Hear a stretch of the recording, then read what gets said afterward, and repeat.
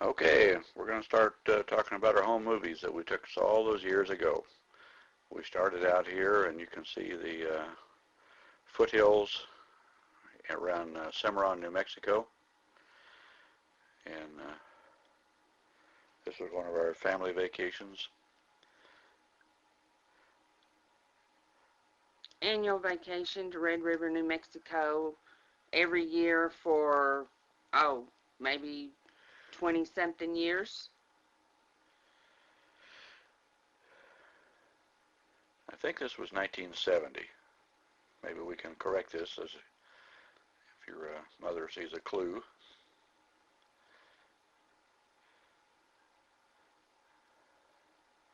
There's the road to Raton out of Cimarron. Now we're in the Cimarron Canyon. Here are the Palisades rock formations. We always stopped there. It was a nice cool place to pull over and enjoy the mountain scenery. A pleasure to be out of the heat of Dallas. By the time we would hit Cimarron Canyon, we would roll the windows down and stick our hands out, and it was just so wonderful to feel that nice, cool mountain air. Then we'd stop there and play in the river a little bit. There's our 69 Chevy Nova. It was still fairly new at that time. We bought it new.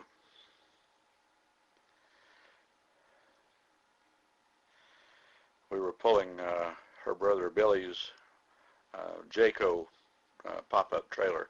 Here we're in Eagle Nest, New Mexico. This is where I worked the first summer out of high school back in 1961. It looks pretty bare in these pictures. There's a few buildings, but it's all built up now. You can see Eagle Nest Lake in the distance.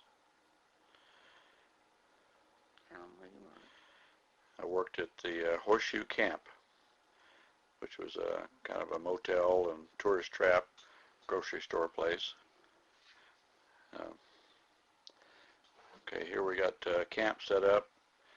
See the fire early in the morning. I like to get up and be around. Still kind of chilly in the morning. It was just wonderful being there, though. Typically, we went in July, escaping the heat of Texas, and really enjoyed being there.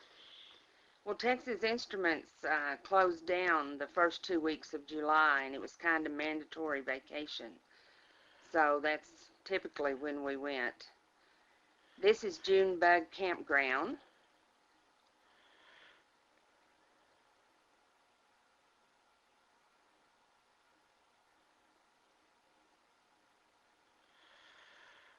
This is the Rio Grande Gorge, the bridge over the deep canyon.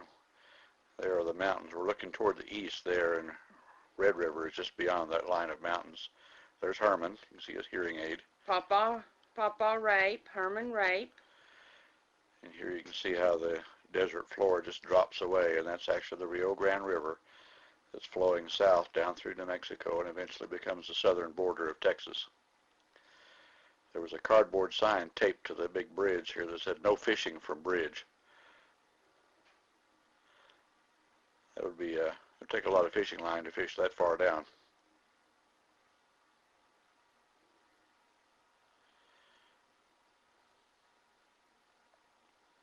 My mom and dad, that was my dad on the bridge.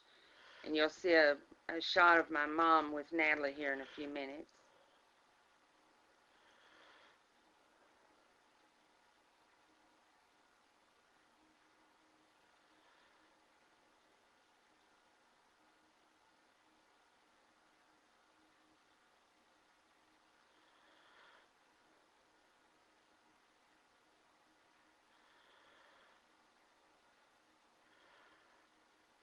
So just judging from Natalie's size, I'm saying this is 1970 since she was born in 68.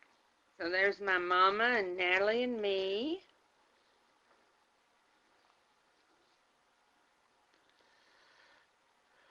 Here's a little pullover on Bobcat Pass, heading up to the top of the pass, so we can drop down into Red River. There's Wheeler Peak, the highest mountain in New Mexico.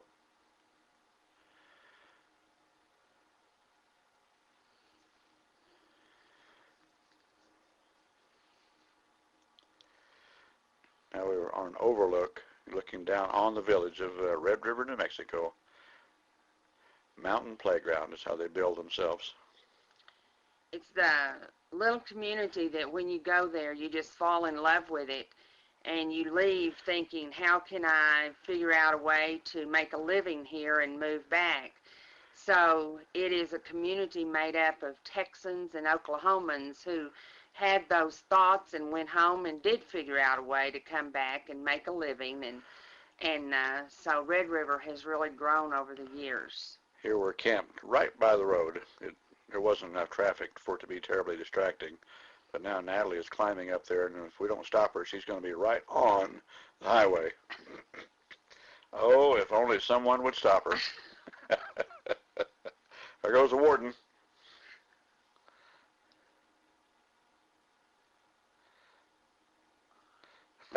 Natalie was not pleased. People next to us there in the black pickup were from Mesquite, Texas. They were camping there. Here we got a pile of firewood. I think Herman went and dragged all that in. Oh, time to go home. Putting all the stuff back in the car. Natalie's climbing in there to hide or help or something. Oh no, heading home, heading home. Here's the village of Red River. There's one of the ski runs. If you were to go there today, you would see some of these things. You would recognize them, but it's a lot different. Amazing how 35, 36 years will make a difference. We're making this recording on September the 10th, 2006.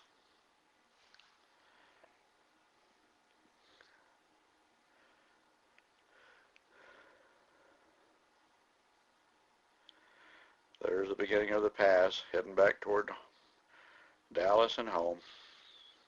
Hate to leave. Up, up and away, leaving the cool air.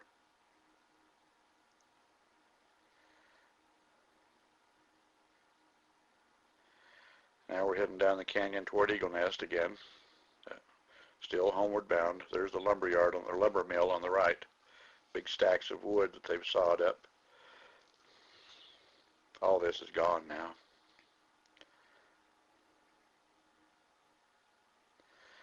Okay, here's the Rape household, 1405 Clayton, Borger, Texas. This is where I spent from 6th grade till I got married when I was 18.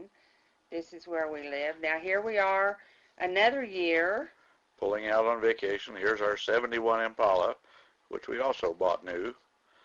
So this was, I guess, maybe 72. And there's little 4-year-old Natalie. Check out those Hollywood sunglasses. There's the mountain at Clayton, New Mexico. Rabbit Ears Peak. Going down the highway. Herman and Veda had their trailer by then. So real step up in the world. We got to share that with them. Here we're set up on a really steep area right by the road. It's not a really formal campground, but we just, Herman backed it in there and we dug it in and got level enough to spend the first night till the campground did open up for us. It was a really busy weekend. We couldn't find a regular campsite. So we just made do, but it was still very nice. We enjoyed it. There's Herman. I think he tolerated camping, but he put up with us. We all liked it. Here's kind of an overlook looking down on the mountain stream there. As you can see by the long shadows, it's early in the morning.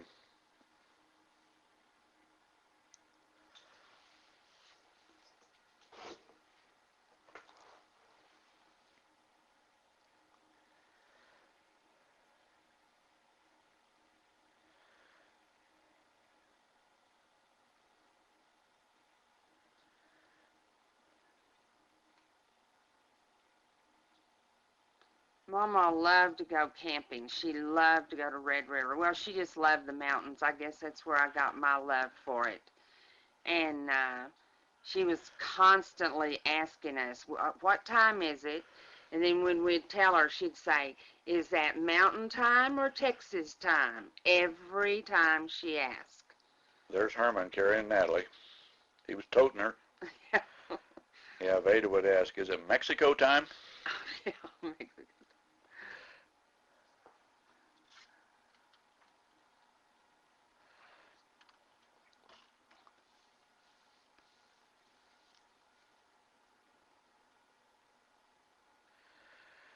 There's some more folks from the Dallas area that were camped out near us. They had a little Apache trailer with a pull-out stove, which we thought was pretty neat. Had a little stove and a sink on it, pulled out of that little trailer.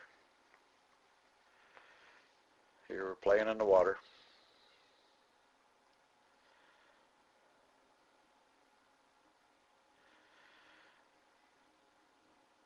All these old movies were taken with a Super 8 camera that we'd bought from some mail order thing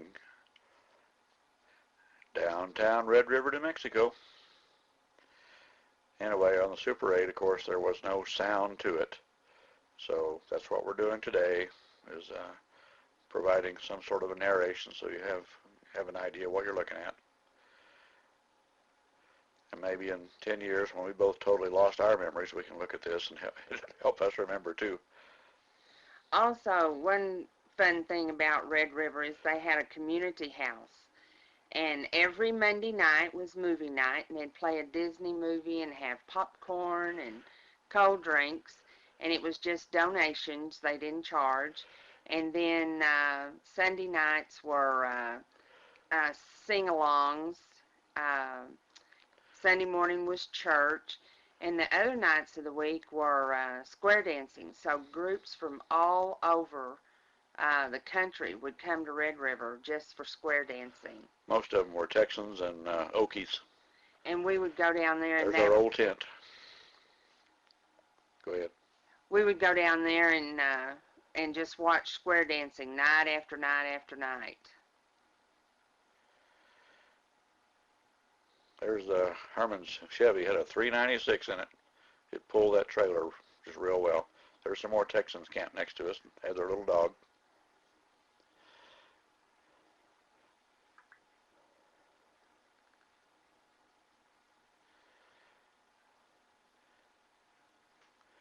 I think we're in Junebug Campground again.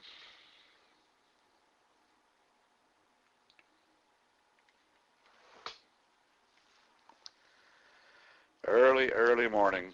Everybody's looking real lively.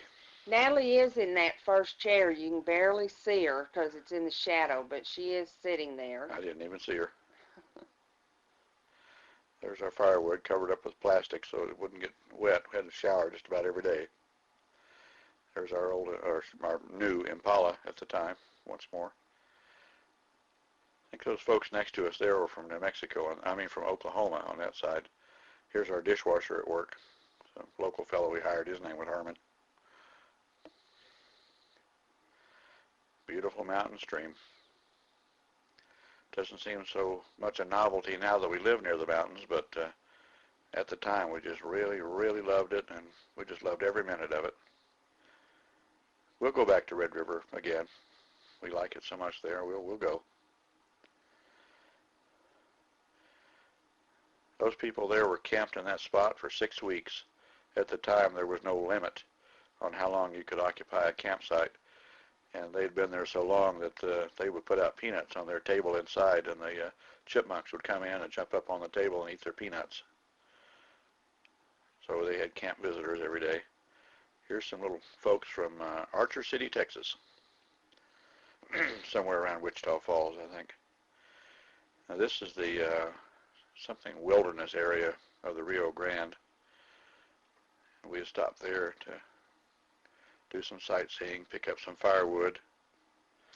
And because we lived in Dallas and only got to go to Borger a couple of times a year, then a lot of times family members would meet us in Red River because we would typically be there camping 2 weeks at a time. So it gave people from Borger an opportunity to drive up, visit, and see us.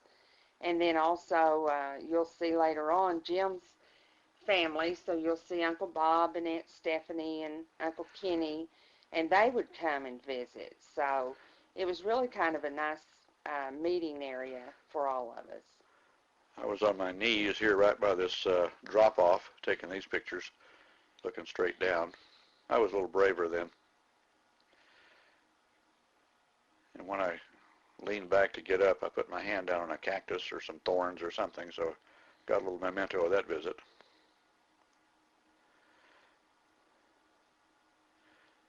Again, that's the Rio Grande down there. This is still that gorge where we were at the bridge earlier. It's just further down, and it's some kind of a wilderness area, like Dad said. Wild River or something. There's Jackie Kennedy, and Debbie's waving. You can barely see Annie Pat in the back seat, and then Uncle Doc was walking. But they drove up from Borger, and they stayed in town in a motel and just visited for a few days. I think they stayed at the Thunderbird Lodge. There's some of the rent by the hour horses for the tourists. Again, this is Red River with the mists hanging over it. Here we're in Albuquerque on the overlook on Sandia Crest, looking down those patchy areas there. That is the city of Albuquerque. We were there to visit Bob and Ellen. You'll see them in a minute, I think.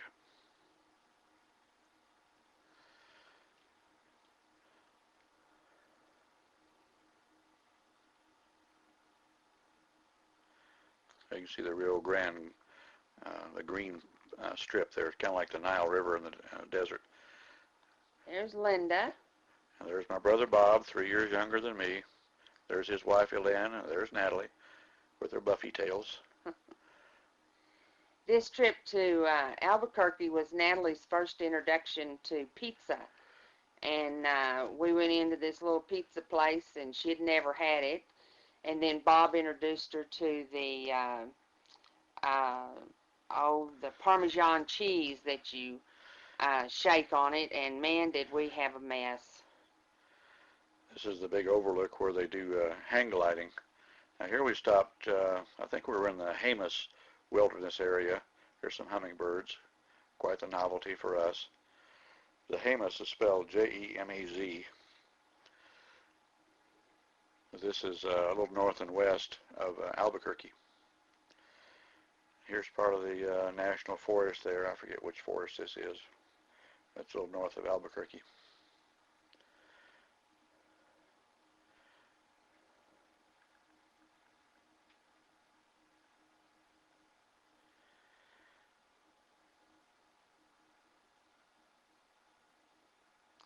This particular year we did something a little different. We broke our trip up. We left our camper in, or our tent, whatever, in Red River, and then we drove to Albuquerque just for a short, like maybe 3-day weekend because it was so close, and just to kind of do something different that year. There's the Jemez Falls. Had to hike back in there to get these movies. I didn't hike. This was my first time. Or after we got home and got these, that's when I saw it, because I did not make the hike. That is not me.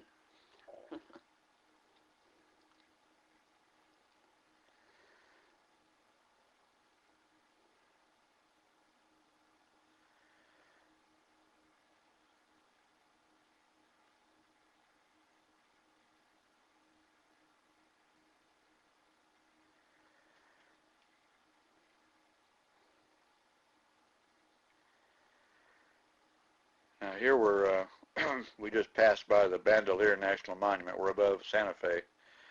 And I think we're going to stop at some point and go to the Paiute cliff dwellings. Here we just stopped by the road. That's skinny Jim wandering around there. No beard, no mustache.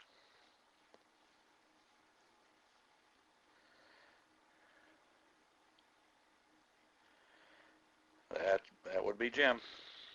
Boompa. Here we're driving along, still in the same area. There's a thunderstorm building. We wound up got caught in a hailstorm and had some vehicle damage. Nothing major. We saw a lightning strike there. There are the Paiute cliff dwellings. I think it's P-U-Y-E.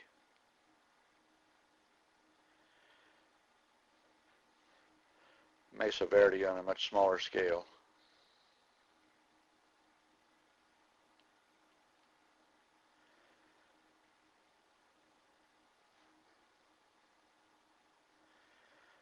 Here's a ladder they got from Home Depot, the ancient Indians.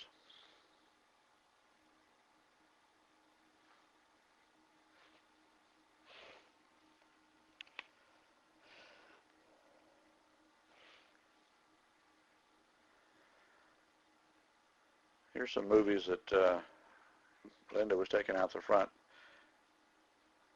So I was driving along, got some bumpy shots there.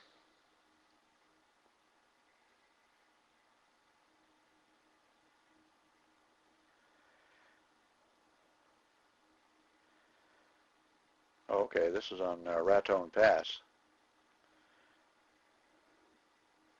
Oh, this was,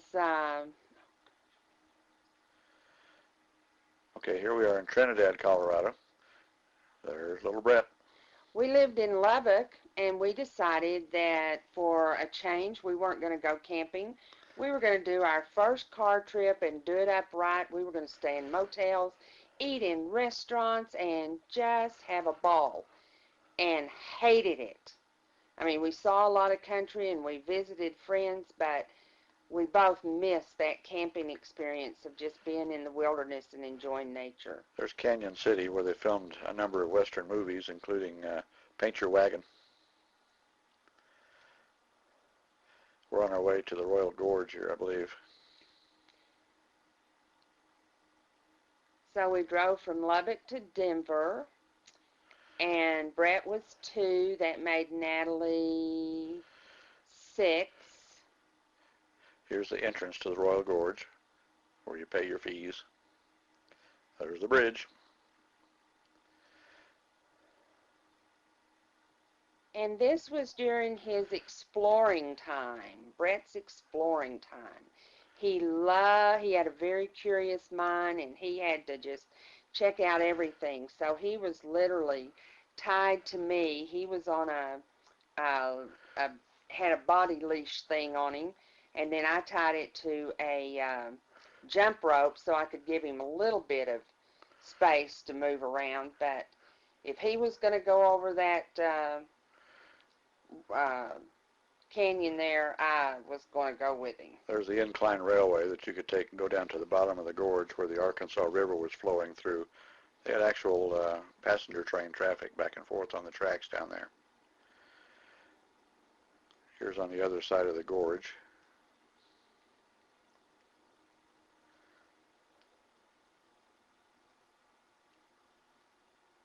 You can either drive across the gorge bridge or walk. I guess they still have that option.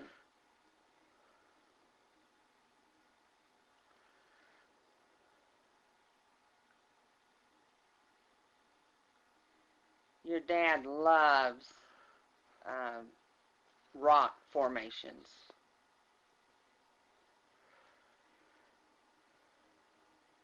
Canyons and all.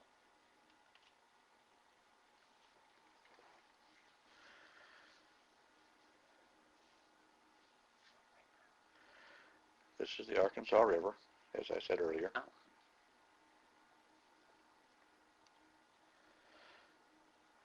We're riding in the cramped little tilted railway. There's just enough room to stand there upright.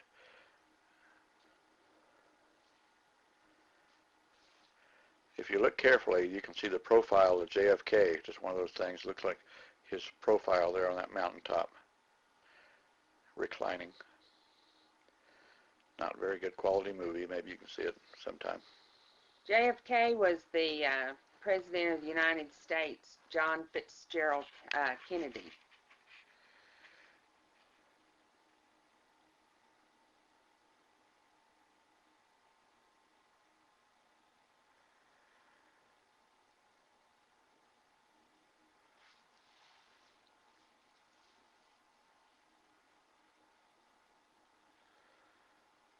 So this was about 1974, wasn't it, when we were taking this trip?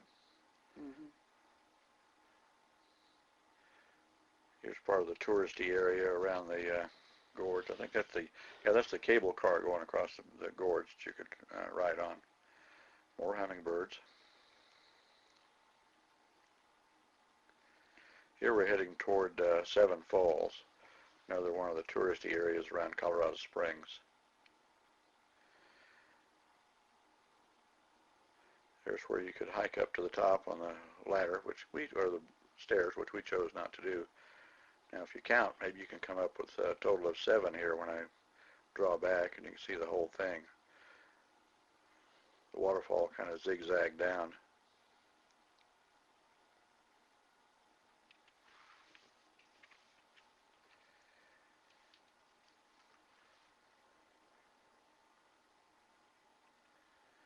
There we have the long shot of the 7 falls.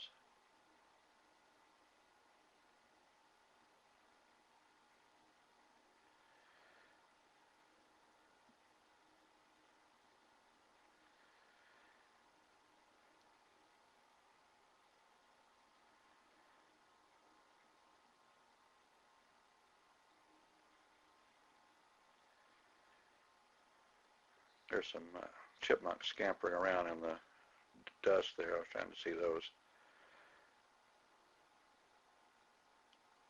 Real Hollywood filmmaking. This was another inclined rails, how we got up there.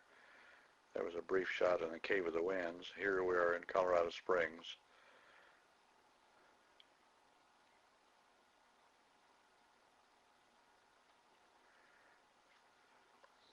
A little bit of Pikes Peak there in the distance.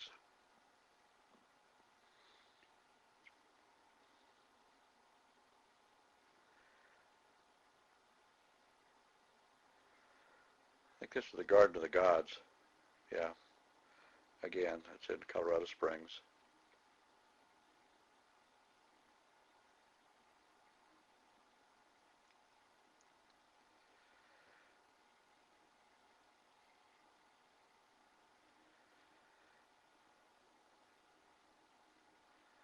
A few interesting rock formations, a balanced rock.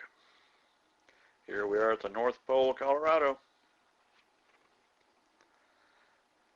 It's also in the springs, or Manitou Springs, which is all kind of the same thing. Lots of touristy things to do there.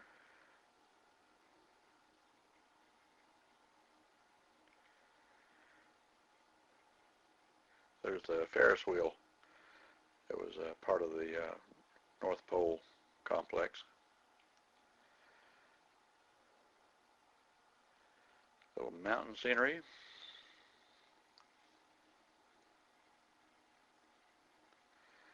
Oh, here's the narrow tunnel on the way to Cripple Creek. Saw a brief shot of me wandering by there. I don't show up in many of these movies because I primarily was the cameraman. So if you want to see me, you have to look quick. Actually, if you want to see people, period, you have to look quick, because long time ago, he just wanted scenery. There's Cripple Creek.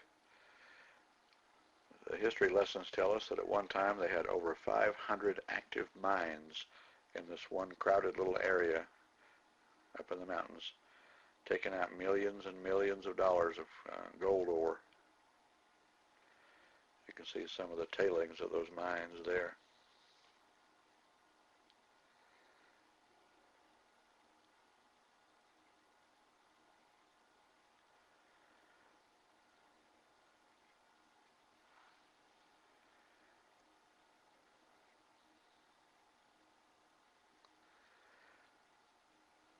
See, this is a little mining community. What was that called? Landville.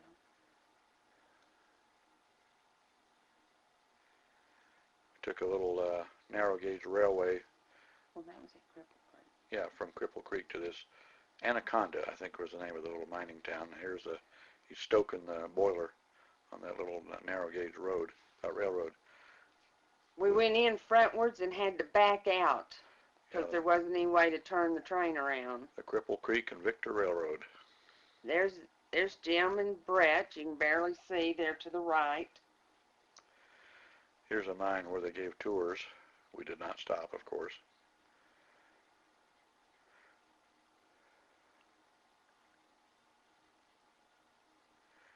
Here's where we're following Roy and Nita. Kerrigan. Kerrigan's, yep. And their 3 children. Heading west on, actually south as the highway signs say on US 285. After spending several days in Colorado Springs, then we came out and spent several days with Roy and Nita. And John and Brett were about the same age. There's the Christ of the Rockies, or no, that's the Santa Maria thing there. That's down on 285.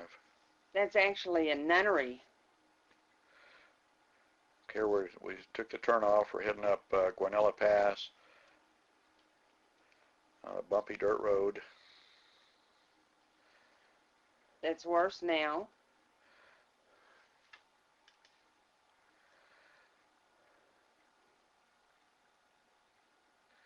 There's Linda and Roy.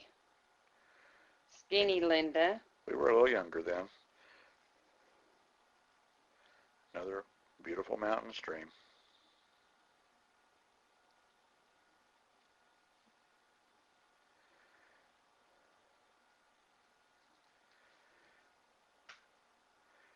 If you go down US 285 out of Denver, and then go on 285 all the way to Grant, and you can pull off, take the turn off here. That was Nita and the kids.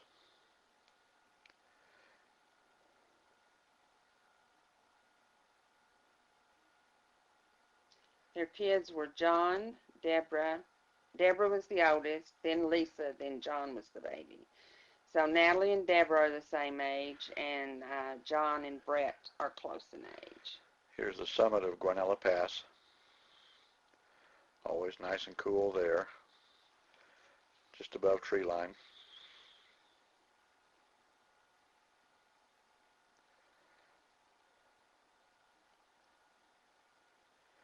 Roy always called it Granola Pass. Here we are. We found a little snow patch. You don't see much of that anymore, the snow, but that year we were lucky and they had some snow patches still around. So you can imagine coming from Dallas and getting to throw snowballs. That was in July was quite a treat.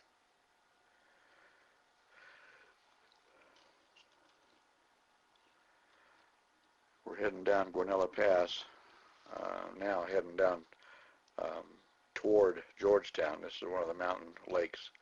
They're man-made up there for power generation and also water supplies. There's Jim. This is one of the pull-offs on Guanella Pass. We still enjoy going there. We went there just last week or so. We'll make it again once or twice before the snows come and enjoy the aspen. Here's Linda. Or stopped at a pull-off on Guanella. You can see I-70 coming down the hill toward, there's Georgetown and Georgetown Lake.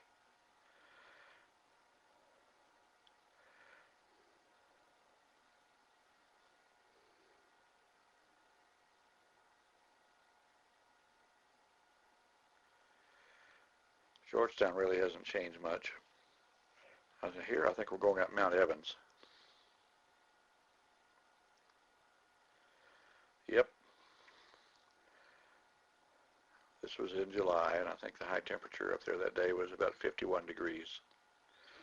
Still following Roy and Nita in their little Pinto station wagon.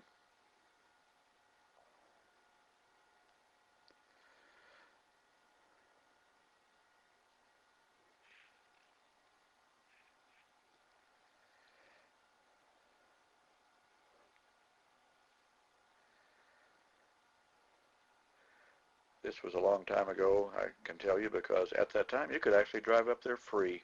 Now it costs $8 a car, $10 a car or something. Got to have that money.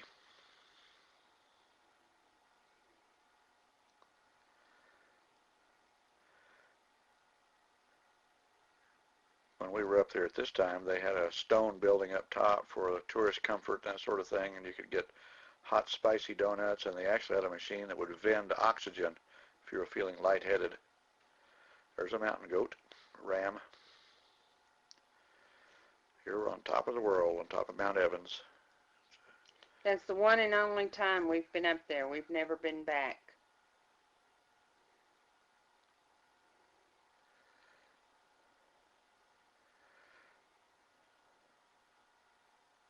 There's that stone tourist building.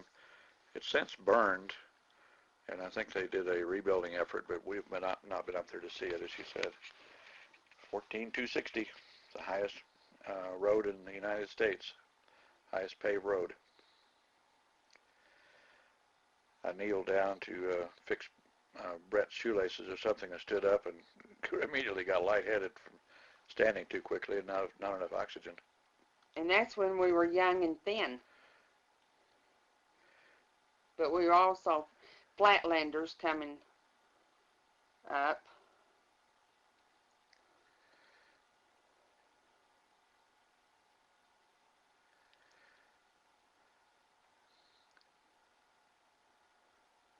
We decided that there's really not that much to see once you get up there. The world kind of flattens out on top of the mountains, and so we just enjoyed it down a little lower where there are areas to camp and more things to see. Oh, there's a little guy. There's Brett. Here are the bristlecone pines. These are the oldest living things possibly in the world. Some of these trees are all beat up and flagged by the winds, but they're in the neighborhood of 5,000 years old. There's the informative sign, which you really can't read. Nally was in the white sweater, and then the little dark-headed girl was Deborah. There's Roy, and there's Natalie running, and Deborah. And I guess that's Lisa with Roy. I was trying to record the information for posterity. Of course, you can't read it. There's the Mount Evans turnoff off of the Squaw Pass. Here we are in Idaho Springs. There's the waterfall, and it looks like they're doing some rework on the water wheel. Here's the Kerrigan mobile. There's Nita and Roy. Here's the twin tunnels on I-70, just east of Idaho Springs. Now we're very familiar with those because after moving to Colorado in 1995, we lived up there in Idaho Springs for about a year, and we drove through those daily. Here we are in Red Rocks.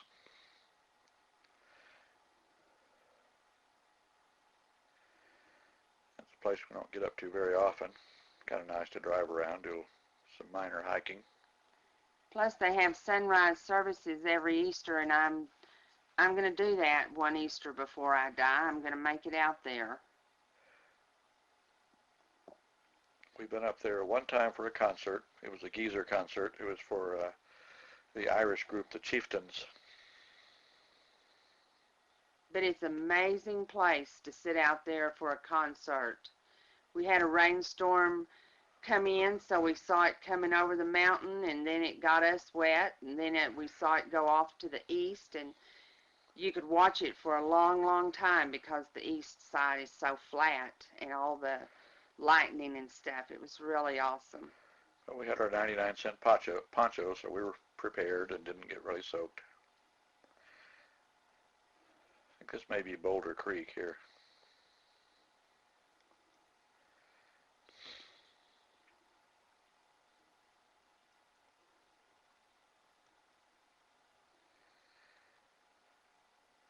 Some areas of this are a little more calm, and they do tubing.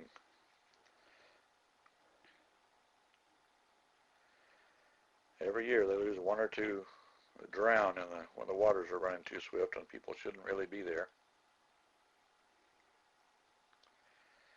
Here we are on Trail Ridge Road. Again, on top of the world.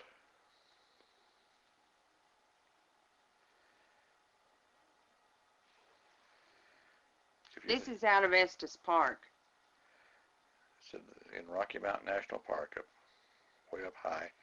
If some of these people look like they're very 70s, it's because these movies were taken in the 70s. There's Brett and Natalie. What was she? What was a shag hairdo that she had? Mm-hmm. Is that our marmot? If you look real close, you can pick it out. The shot turned out pretty well. A silhouette of an idiot climbing up there on the rocks.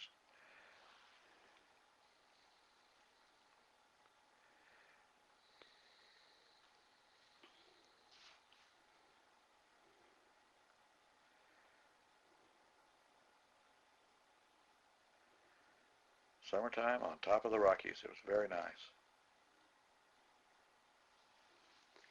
Estes Park still is my most favorite place to go and spend the day or the weekend. There is just so much to do and see up there. I like Georgetown a little bit more than that, but we're each allowed to have our favorites.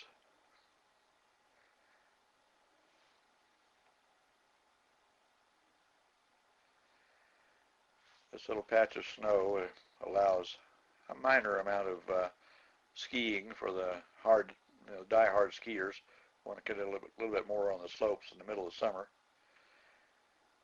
Here's just another pretty stream. It was raining at the time I took this, but I didn't mind. I was just enjoying the rushing water.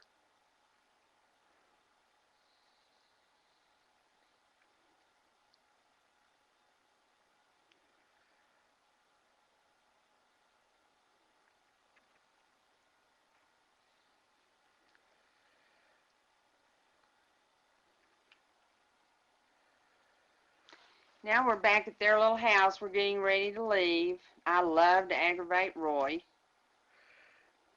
We were a lot skinnier then, all of us. Ah, the good times. We had a lot of good times with the There's carriage. John, Kerrigan, Natalie. Lisa. I don't know. That must have just been a little neighbor boy. Might have been. This was on Bannock Street in Denver. I tried to film their house number, but it didn't really show up very well. That was a little stop action playing with the camera. There's our 72 Ford. All our stuff piled on top. Here we are back in Trinidad. A little bit of a rainy day. We just stopped off to kind of enjoy the last of the mountains before we went over Raton Pass. There's that distinctive mountain peak of Trinidad up there, top right.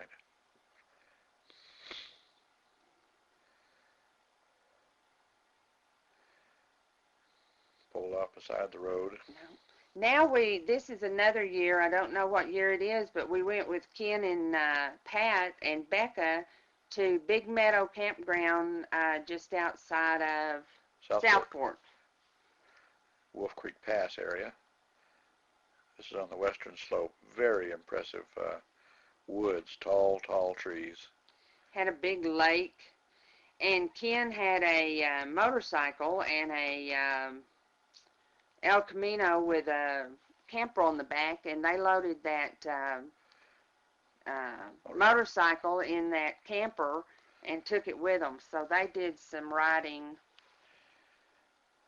motorcycle riding while we were up there. There it is, Big Meadow Recreation Area. We've only been there a couple of times, but it's possibly our favorite campground. It's just really, really nice. As far as fun memories, Junebug would probably be number one, or Fawn Lakes, but just for scenery and everything, Big Meadows would be the one. It's on the approaches to Wolf Creek Pass.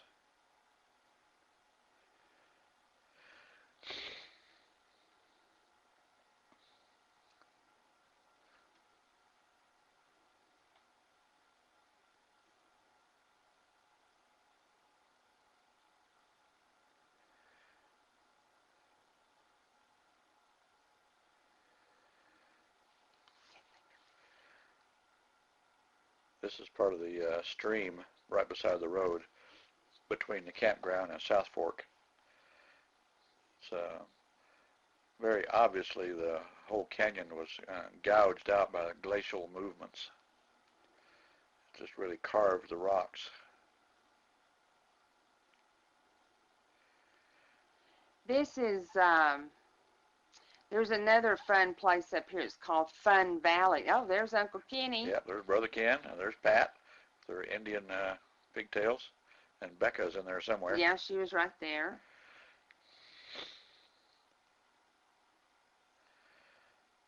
Yeah, the Fun Valley campground was a commercial endeavor. A lot of Texans would like to go up to Fun Valley. Did a lot of square dancing there, too. They did. We didn't at the time. There's a chipmunk down there in the shadow somewhere. The contrast is kind of poor. There he is.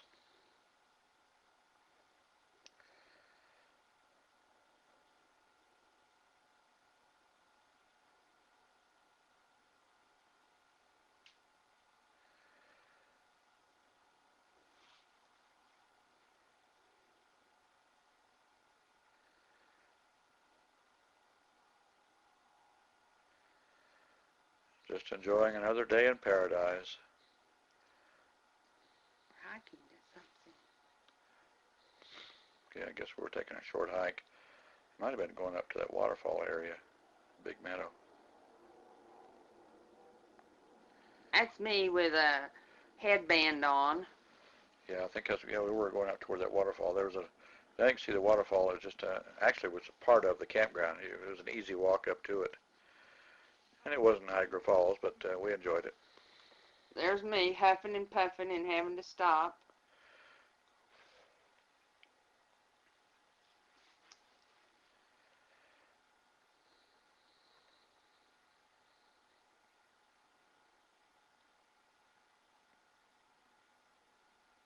You know, camping is hard work. Most women don't like it because it's dirty and it is a lot of work. But because I love being outdoors and in nature and the sounds and the smells, I just really enjoy it. It's very relaxing for me, even though it's a lot of work. Have to do dishes by hand. Back then we had to boil water on the campfire and then do dishes, and that's how we'd wash the kids up at night. This was when we were in a tent. We didn't even have a camper at the time and had 2 young children. But I hope we built memories for y'all, and you remember, I know Brett loves camping, so Natalie can kind of tolerate it at times if she can go home at night and be in her own bed.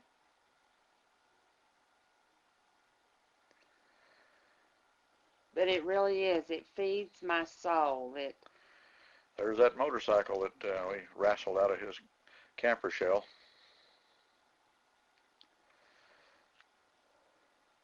One of my favorite sounds camping is, of course, the crackling of the fire and the campfire and the smell. And then also the hawks and the Crows. crows. I love the crows. And the hummingbirds and watching the chipmunks. I think campfire was Natalie's favorite part of camping, tending the fire.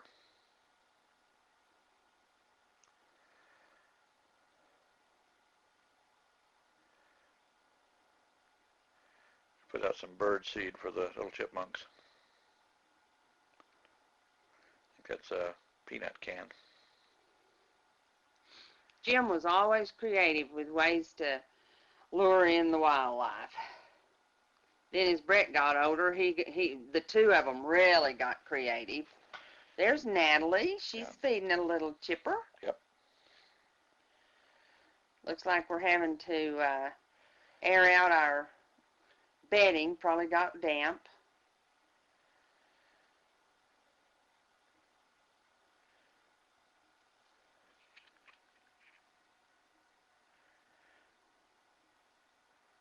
I think this is over by the collegiate range somewhere. Can't really identify it.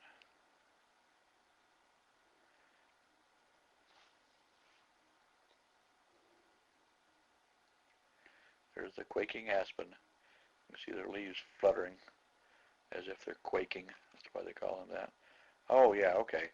This is that waterfall on your way down Wolf Creek Pass heading toward Pagosa Springs. That's where we were.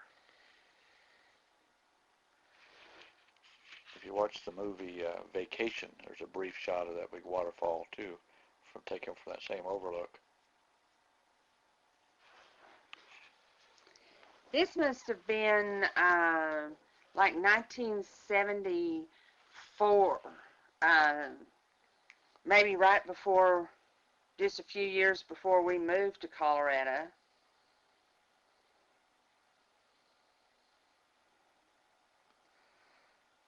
Here comes Jim. Comes Jungle Jim. Now he has his beard. Yep.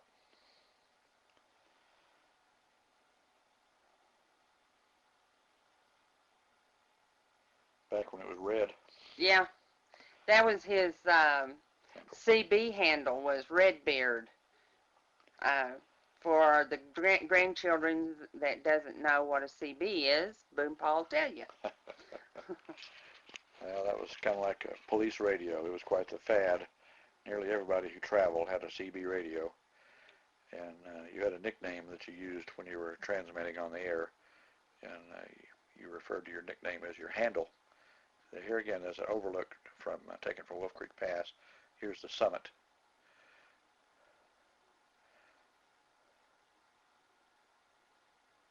Truckers today still use CBs. That's the way they communicate with each other while they're out on the road. Combination of CBs and cell phones. Here's a thing that they built to allow the snow to go sliding over the pass and not block the road and sweep people to their deaths. There's our good old tent again. Oh, that's a different one. That's smaller. Yeah. But another fun camp outing. I think this is actually in Texas. We're down at Tyler State Park. I may have to correct this in a minute.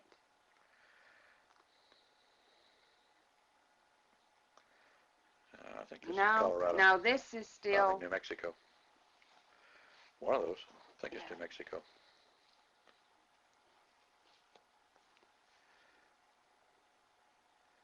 That looks like it's coming out of South Fork. Oh, looky there. Here we are in Lubbock. There's Wagon Boy. There's our 69 squareback Volkswagen that we had for a while. We got that in '73 during the Arab oil embargo, the gas crunch. Now, does that look like little Luke? This is at Lubbock City Park.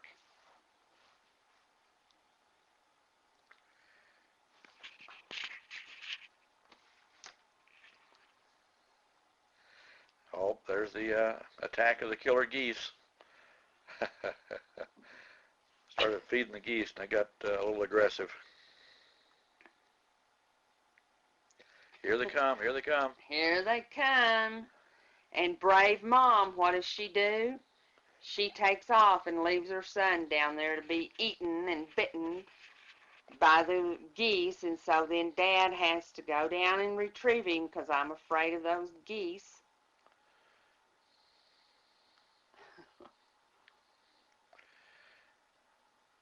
There's Natalie running in fast forward as usual. Always pretty active. Here's Buffalo Lake Park or Buffalo Springs Lake. I think it's something like that at Lubbock. Wintertime or springtime or something, the trees are bare. Nice little lake. We enjoyed our outings there. Low humidity was always very pleasant. Remember, this was when Brett was 2 and or between 1 and 2, and his runoff years where he would just take off and go explore. There's my 70s sideburns.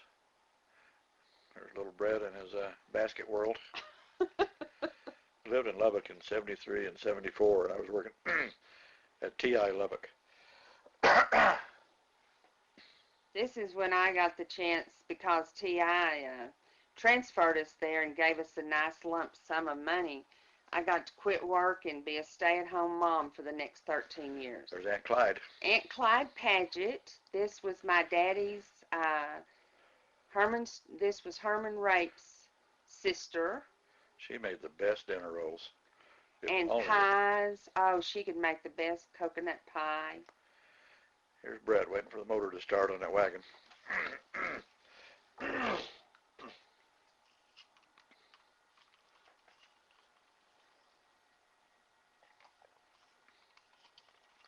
Here's our backyard on 42nd Street, 46th Street in Lubbock. I think it was 4210 46th Street.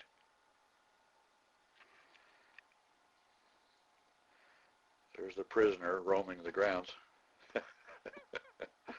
planning his escape, no doubt.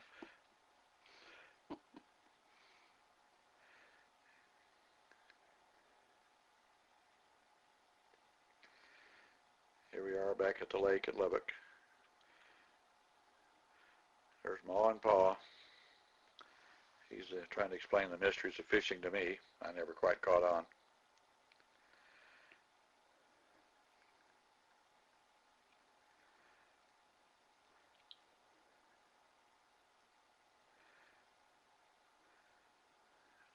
and Brett doing some swanging and seesawing.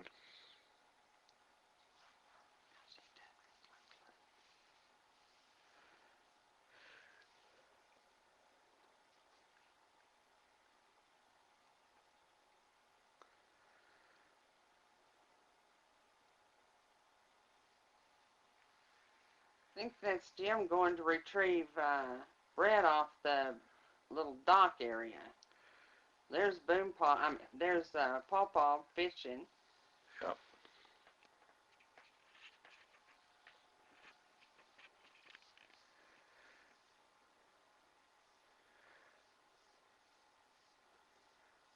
There's the escapee again, trying to get loose and hot foot it out of there.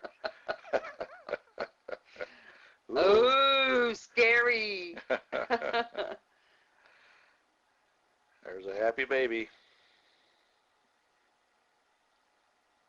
Unfortunately, we don't know which one. I guess it was Brett. Well, for the age, it had to be. There's me during my brief golfing period. The fellow straight across the street there and I played some golf together. What was his name? Claude Jones. The lawns were actually built up higher than the sidewalk from the dust accumulation every spring. The grass would trap the sand, and the lawns eventually got higher and higher. Oh, he loved that swing. This was our backyard when we moved across to the other house across the street. There's Easter Sunday.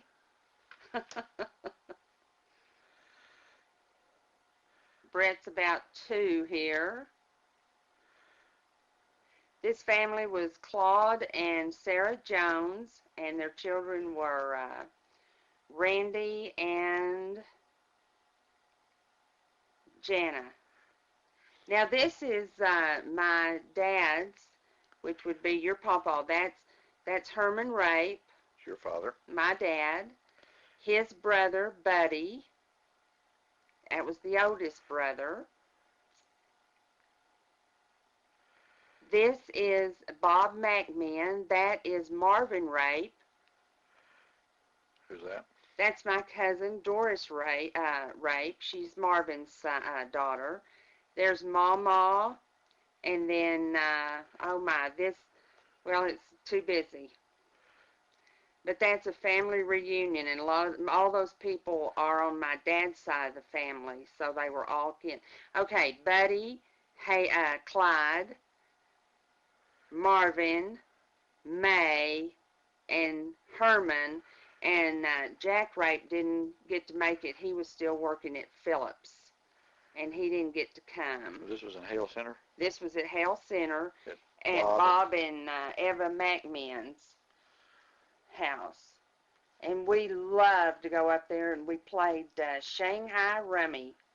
Here we are back at, it's still Hale Center. Okay, sorry. House looks similar. Dad and Brett playing football. There you go.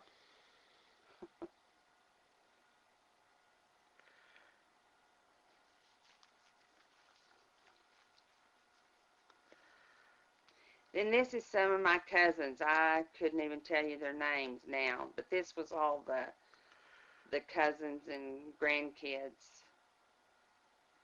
that were there that day.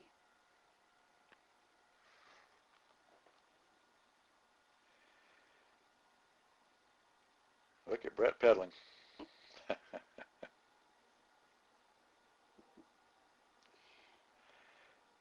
All these folks are gone now, pretty much. Yeah. Yes, they are. All of them gone. Yes. Oh, there's a survivor.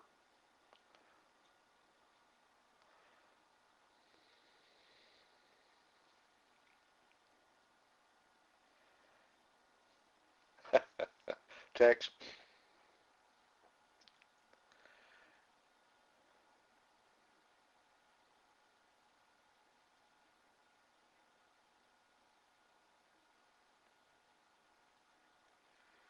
Here's Aunt Clyde again.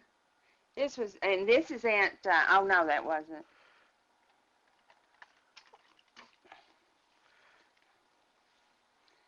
This is still the same day. It's just cousins, and because we had a long day, a really fun day of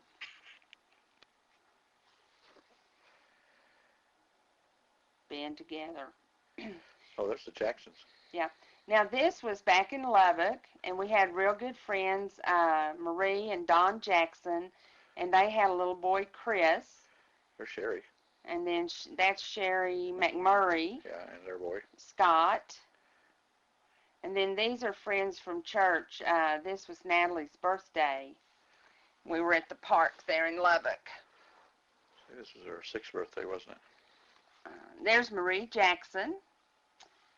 And you'll hopefully see in a minute, she made Natalie a little dress out of denim, and then the boys like little denim shorts, bib shorts, and all the little red and white checkered shirts. Because the boys were only 10 days apart, Chris and Brett.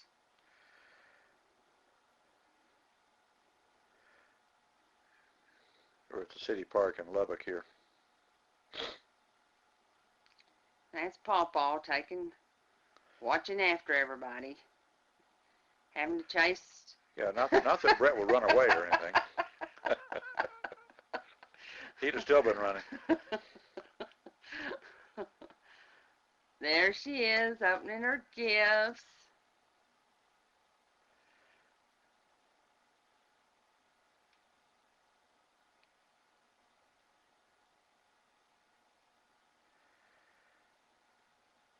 Suppose she still got those.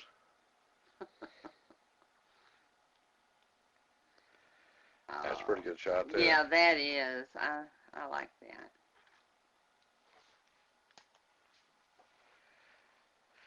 As you can tell, Lubbock's kind of windy. Yeah, it is her 6th birthday. There she is. And then that's Gina, somebody. She was our neighbor, and she and Natalie hung out together. I don't remember these other kids' names, but they were from church. Little friends she had at church. Then there's Scotty McMurray. There's Chris. See his little outfit. Chris Jackson. And then there's Brett and his little outfit. He was unhappy about something.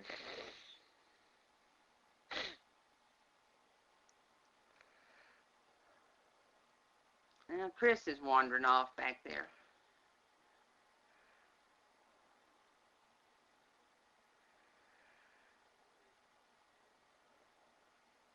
I think she had those knitted booty things on him because he couldn't find shoes for his fat feet. This might be a Dumas.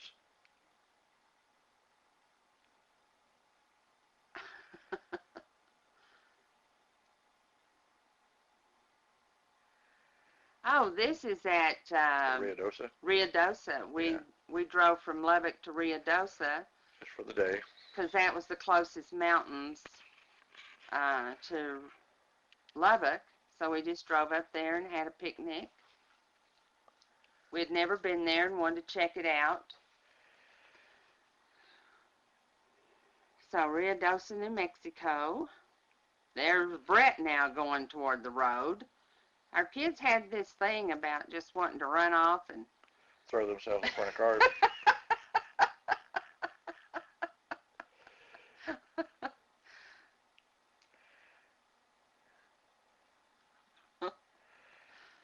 The massive lake at Ruidoso.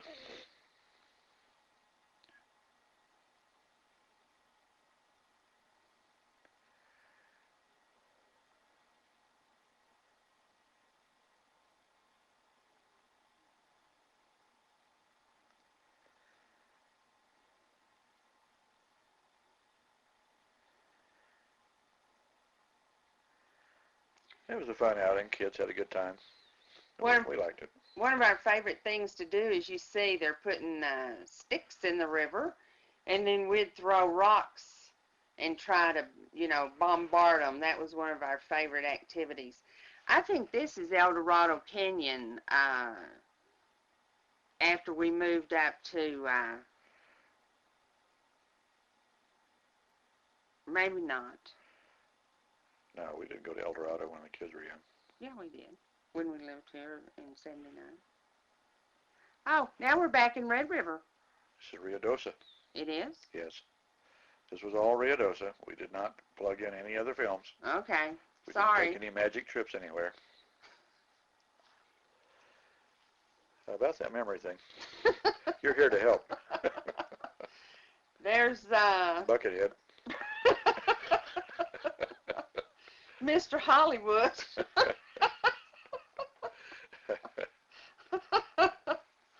Oh. There's our backyard. This is our second little house in Lubbock. It was larger and it was just across the street, but we had more room. Had a covered porch. So we moved over there just for a short period of time. Thought it was going to be longer, but Jim didn't like his job, so we moved back to Dallas.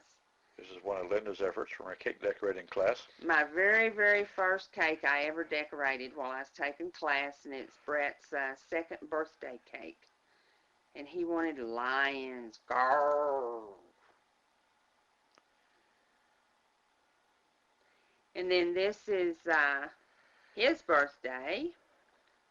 So this is Claude and Sarah Jones, and their son Randy and Jana, the little boy and girl.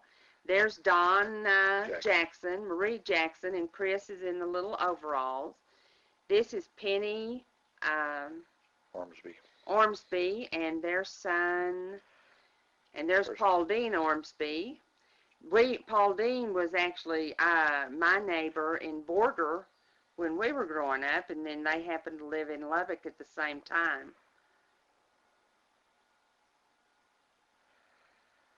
Having trouble blowing out both of his candles. All two at the same time. Oh, well, Natalie helped him. There's that hand-me-down yellow hoodie thing. Yeah, and that little giraffe coat. Got a lot of miles out of that from various kids. Yeah, Natalie had it, and then Brett had it, and I think I still have it in the cedar chest.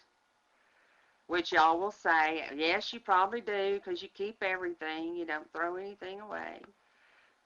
That's our elegant pool back there in the corner. Oh. I think this film clip's out of order because this was our first house there. But anyway. Halloween. In Lubbock still.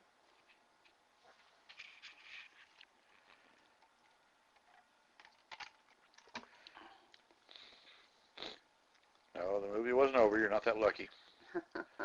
That's Scotty. Mhm. There's Linda. I know you won't recognize. There's Sherry. They were friends in Lubbock. There's Don McMurray. I think that's the only shot we have of him. That's our organ that we bought and had for many years. All these shots are still in Lubbock. Look at that. Isn't that beautiful? It's snowing.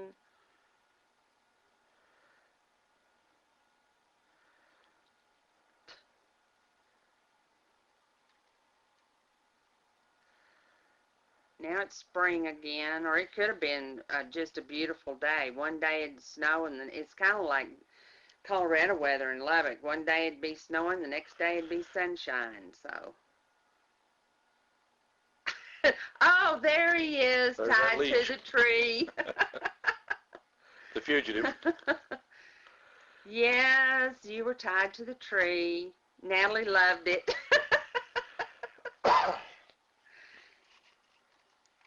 And the people that were camped next to us or picnicking next to us, they were having a fit because we had him tied up like a dog. He didn't like it too much. But so I let him go, and look what happened. Jim had to go retrieve him off the pier because we let him loose from the tree. It was for his safety. Turned our back for a moment. Yes. If we'd let him have his way, we wouldn't have him today. Pauldine. Can't remember their little son's name. There's Penny. A little windy again. Yeah. for a change. Yeah. But it never was terribly windy. It was just a constant. It was just constantly windy. Still nicer than Dallas. We really liked it there.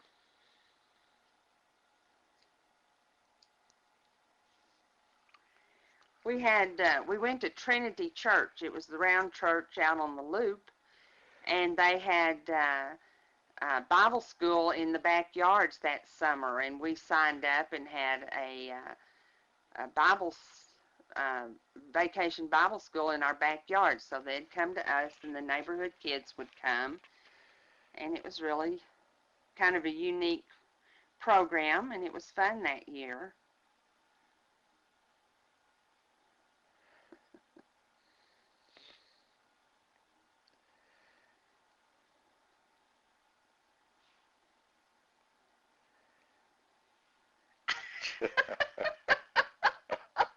So shy. Oh dear.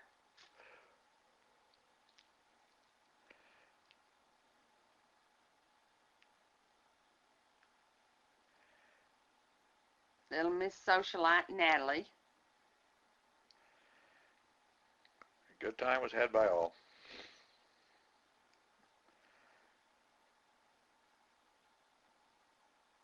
Morning Glories. One of my favorite little projects. I always like growing those.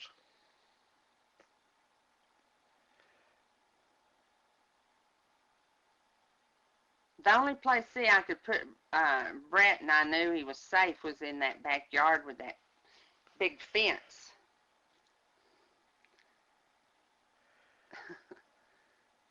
I don't think we had a dog. I think maybe somebody just came and visited and brought a dog.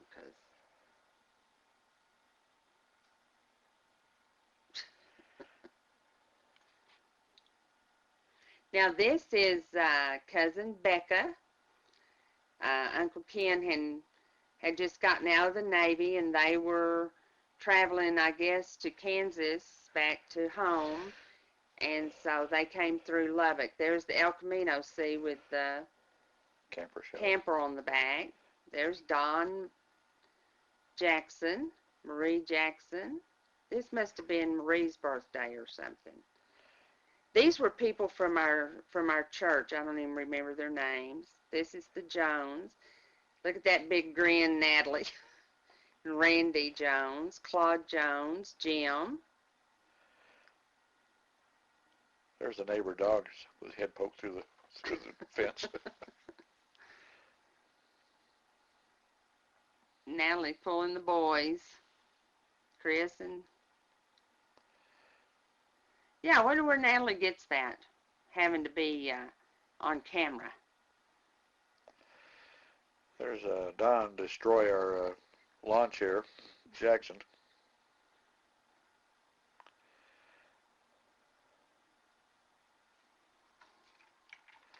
And Marie, clothing disaster, Jackson.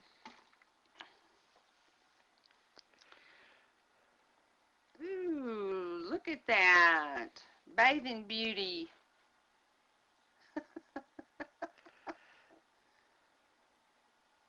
Oh, now this is my There's side Doc. of the family. There's Uncle Doc, David, Natalie, Uncle Gaines, Grubbs, Vicky Walls, Jim Hilton. Jim the Sideburns. That's Jewel. Aunt Jewel Grubbs, Enola Rape, Billy's wife, Mama Rape, Billy sitting there in the yellow. Billy in the yellow. That Barbara back there. Yeah. Then there's Dale Walls. See how Jim keeps getting in all these shots? How'd that happen? Yeah. Pawpaw, Annie Pat Kennedy, married to Doc. There's Danny Walls.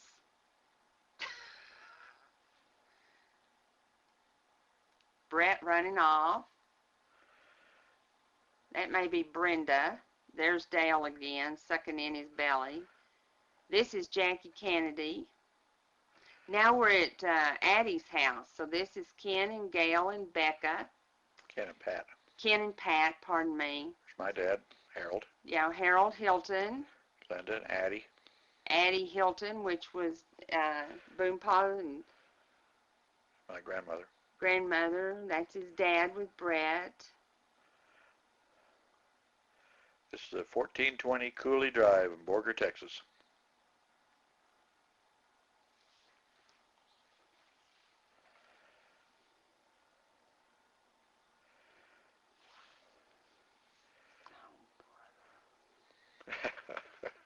Here's a little movie that was that came with our camera. The Keystone Cops. It got stitched in there. It doesn't last very long. Oh, comic relief from our comic home movies.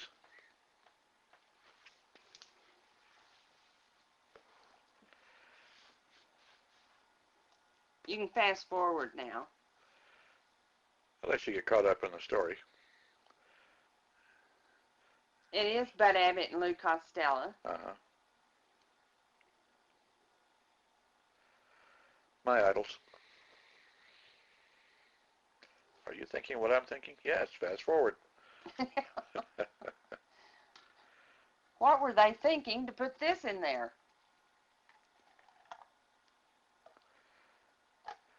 It's pretty realistic.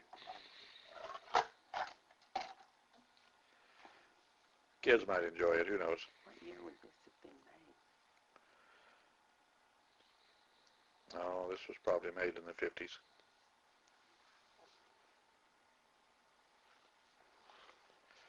That was Fred Clark, the actor in the car there.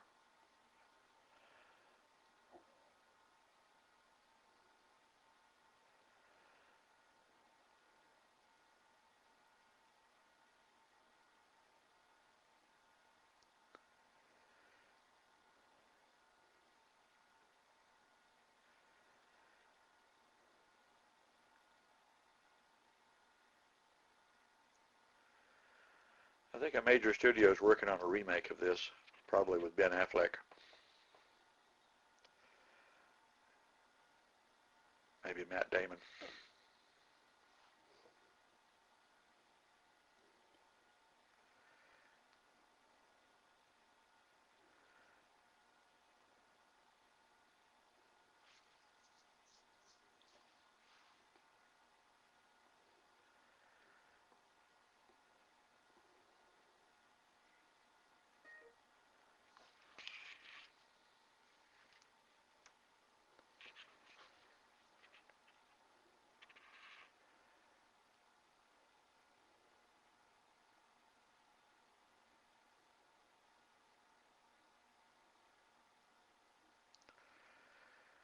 This will give you some time to get some fresh popcorn.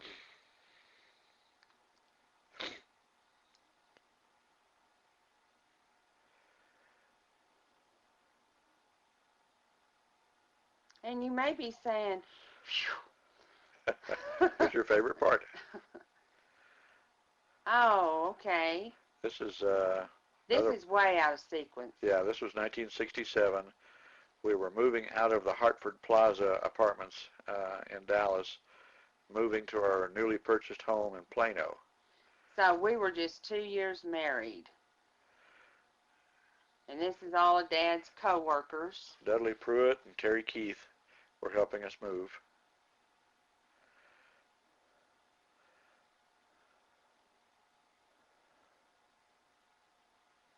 That's Dudley. He was...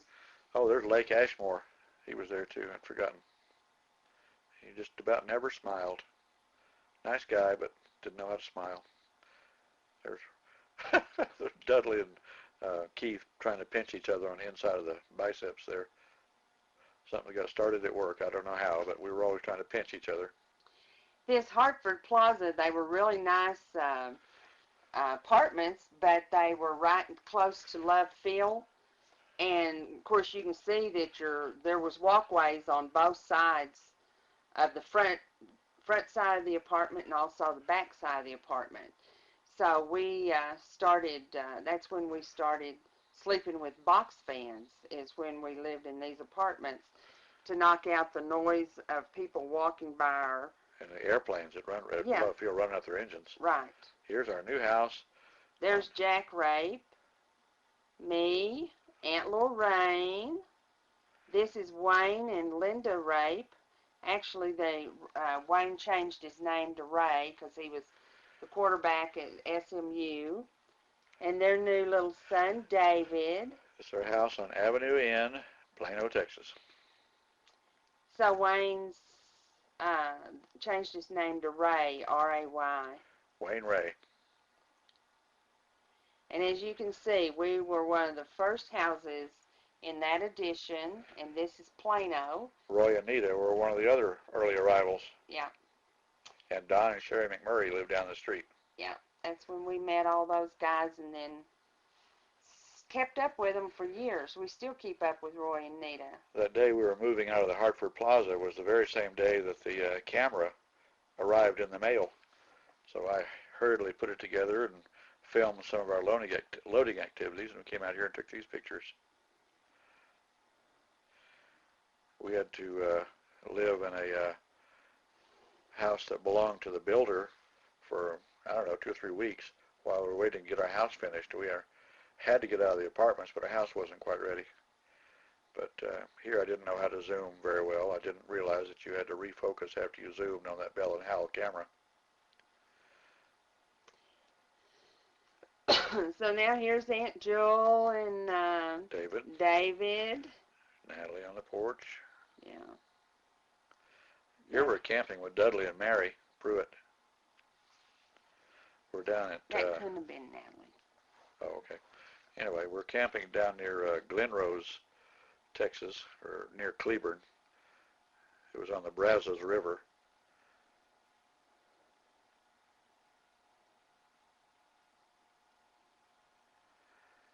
That's Dudley's station wagon.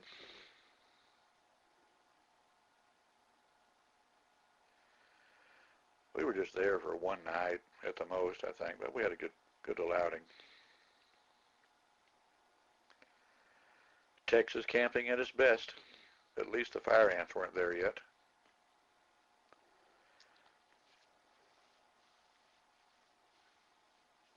There's our little dog, Simple. I got to name her. She was a little, Mexican Chihuahua.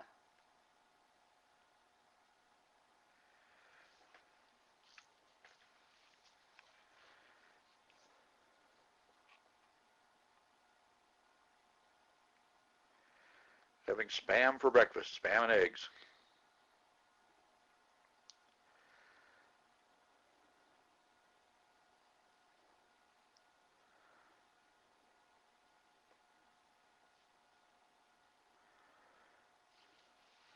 No, I wasn't handsome then either.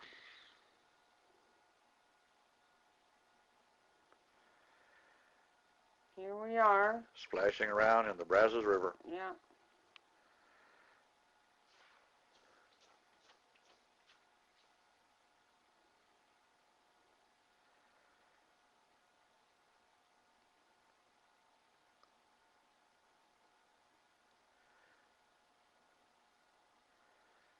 Really deep water. Yes, that's your mom in a two-piece. It wasn't a bikini, but it was a two-piece. Dudley was drowning till he realized he could stand up in the knee-deep water.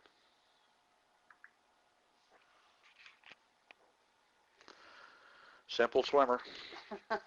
I tried holding her underwater, but she got away from me. Yeah, just kidding.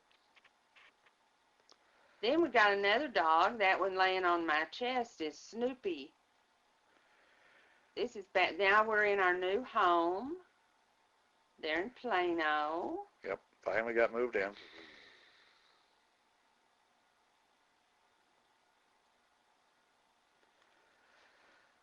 Your dad watering our new lawn.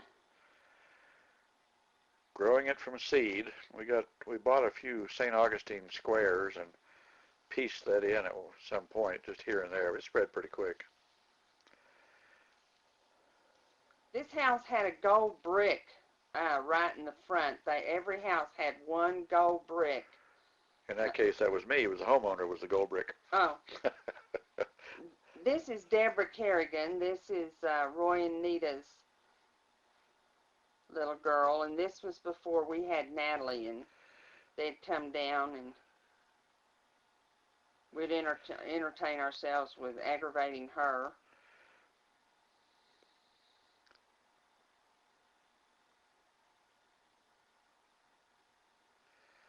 back in the days of can openers, no pop tops.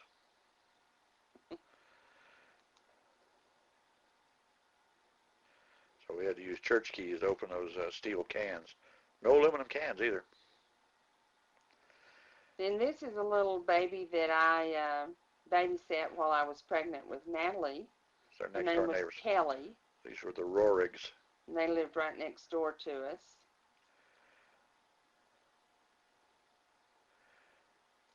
He had a Datsun Roadster, and we had the MGB at one point before we had to upscale for the growing family. Something was wrong with her. We never did. Well, one thing was she hardly ever blinked. Yeah. Maybe just a little bit retarded in some way. Speaking of retarded, I think there's one of our dogs. Both of our dogs. Both of them. Add them together, IQ of 10.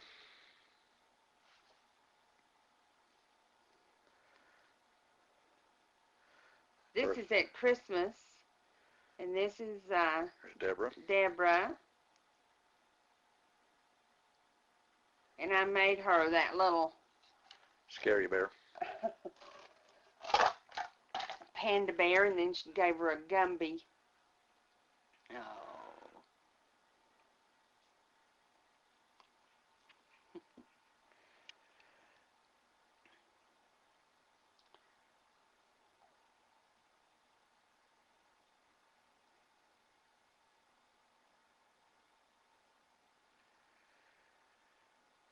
There's And then Roy, Roy and and Nita. some kind of an appliance from Sears. It's a waffle iron. We did a lot of shopping at Sears, usually on the plastic. We never did get very, very smart with credit cards.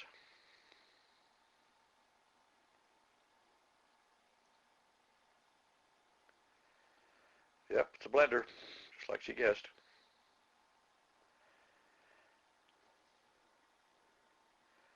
I think we have one about the same vintage upstairs.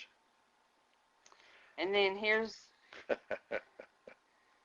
oh, Dad's smoking. They got me a beautiful gown and negligee for the hospital because I'm pregnant. That's that. And then they got your dad a really pretty blue sweater. Here, let me hold that cigarette for you. Now we're in Pampa at my brother's house. That's Brenda. On, Paul. Ma and Pa, and then Johnny with the gloves on, and the tall guy in the back there is Jimmy, Enola.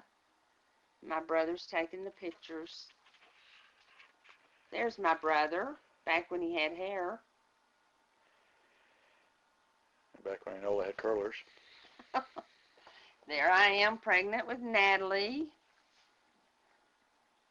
Now we're at Addie's house. There's Kenny, Harold Hilton, Shirley, that's his second wife.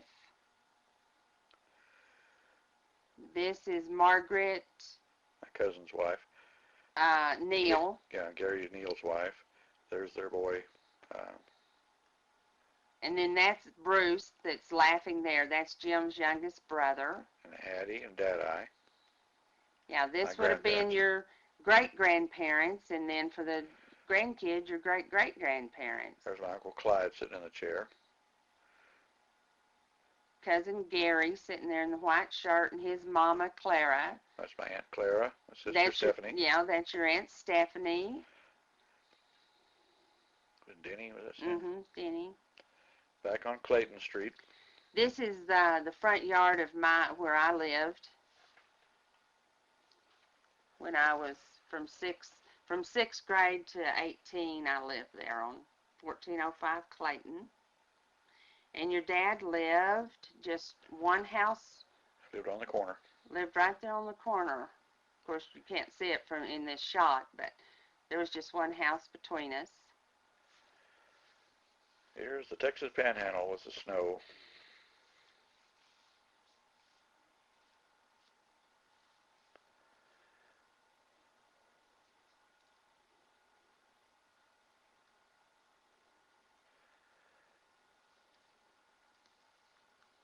We would typically only go to border either for Christmas or Easter because it was just so hard. It was so far away at that time. There's Kelly, next door neighbor baby again. Not too active.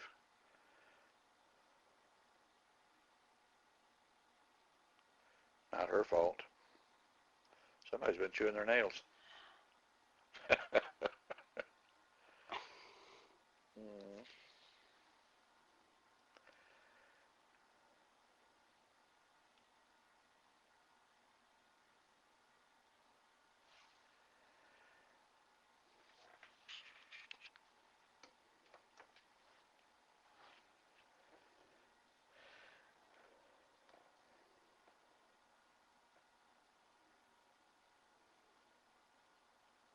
Now this is my shower that Nita gave me, Nita and the neighbors, but she hosted it at her house.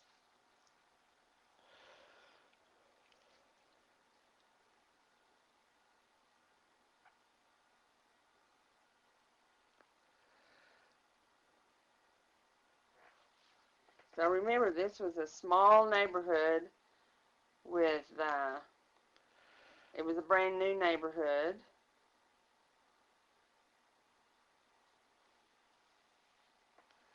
But we did have a nice little gathering that day.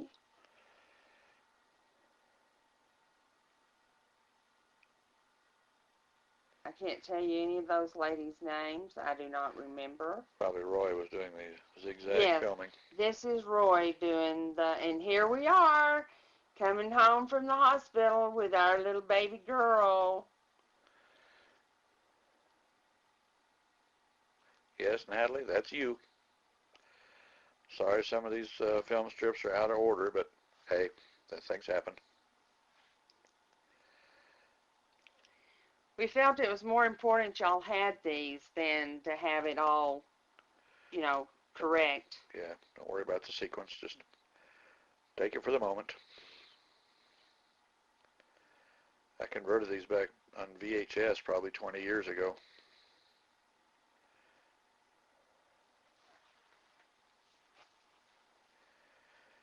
Maybe if I get some good editing software, I can redo this and get things in order.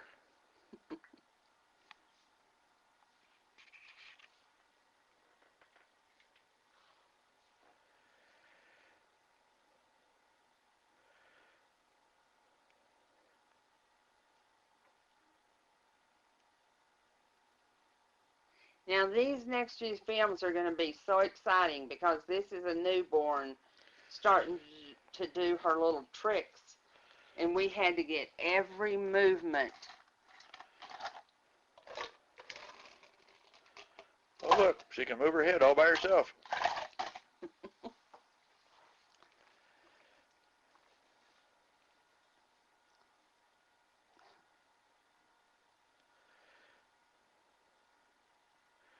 Yep, it does fit in the ear. There's one of the rare occasions I cooked. She's joking. She's a good cook. Your dad would come in and he would sit down in the little rocker, wing-back rocker, put you on his shoulder, and you two would take a nap while I'd cook.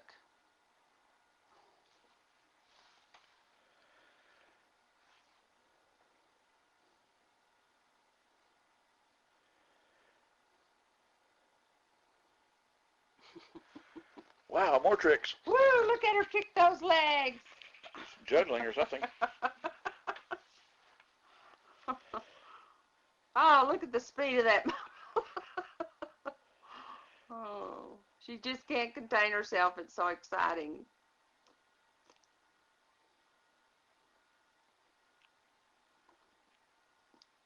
But this is what new parents do. We actually were proud of you. We still are.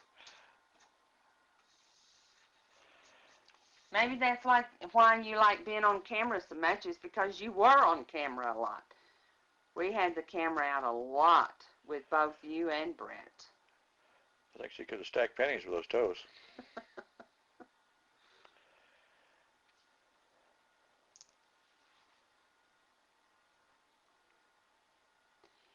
Your mama and papa bought the crib and for Jimmy when he was born. So it was used for all 5 of Mama and Papa's grandchildren.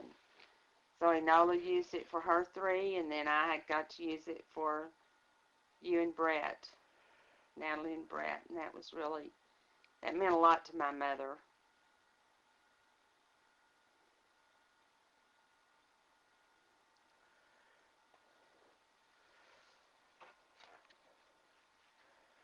We didn't use the safety straps. We figured you'd bounce okay. Today, child abuse. Oh, my Lord, no straps. There's Eisenhower. Oh.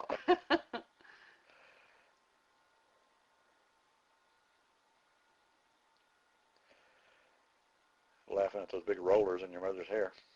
You can see you were a little more responsive than that Kelly baby, so we don't know. We never did. We don't know what happened to her after they moved away.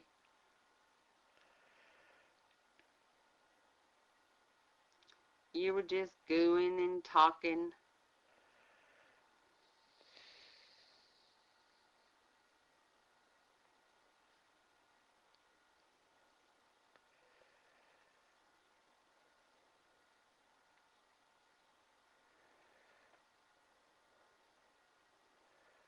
When you were about 6 or 7 months old, you got the measles. Your dad and I were working. Papa had retired, and they came down and spent a week, and Mama would take care of you during the day, and then at night,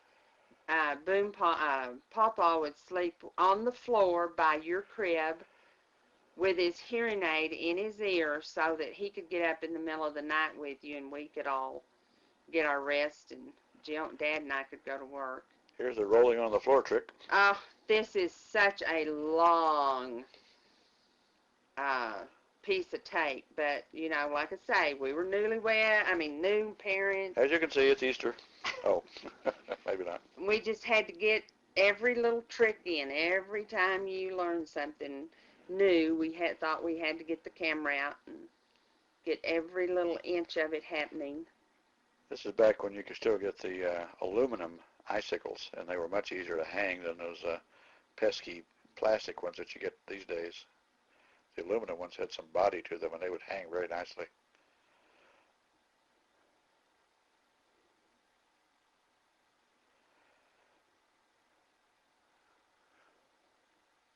Look at that TV. Got the clicky dial channel changers on the front. I think that was our Zenith console. Mm-hmm. My little nativity set.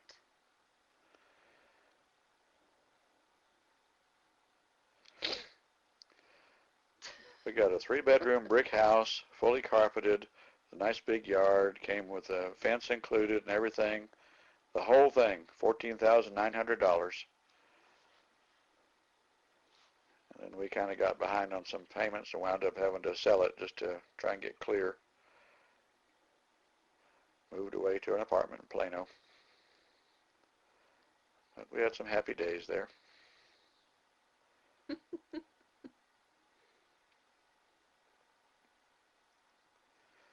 think our house payments were $121 a month, and we were having trouble making them. And that was with both of us working.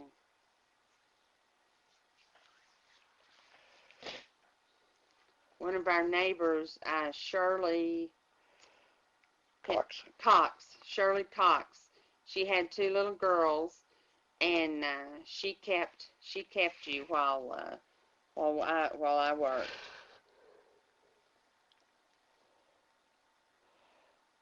See, I told you this would just be too exciting. You couldn't take it. Look at that. I think she moved her foot. She actually turned herself a little bit, see? And you used to roll and get trapped under the furniture. After a few hours, we got you out.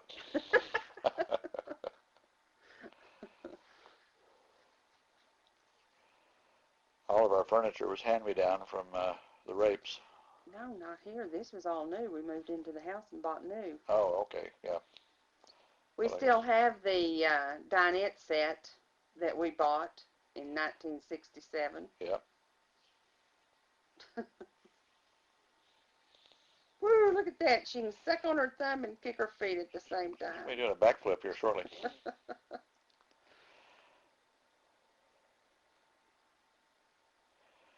Bathing Beauty.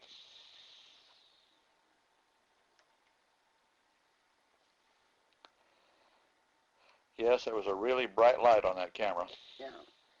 I think this was Mother's Day weekend. Your dad for Mother's Day bought me a bike and a bicycle. And instead of having the baby carrier on the back, it had one on the front. So you would sit and face me and I could talk to you as we rode down the street. But I kind of kept us out too much that day and you got a little bit of sunburn.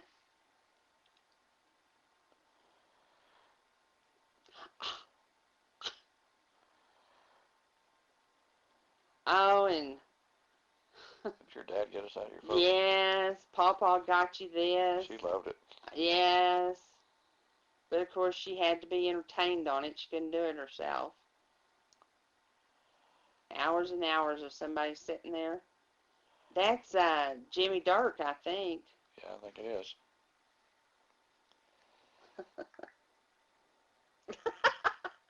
And then this is Scotty McMurray. They live down the street. And when he was born, his feet turned in, so they put cast on his legs all the way up to his hips so that to turn his feet out.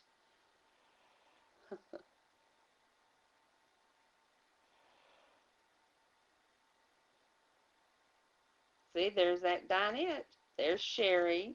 Now, this is your first birthday in our backyard. There on, was it what? Avenue Inn. Avenue Inn. Carrigans were there. I don't remember who all else. Well, we'll see them in a minute. But Roy couldn't stand it because you weren't getting dirty, so he took your cake and just smushed it to your face. There's Deborah pointing. Next time you see Roy, you can get him back.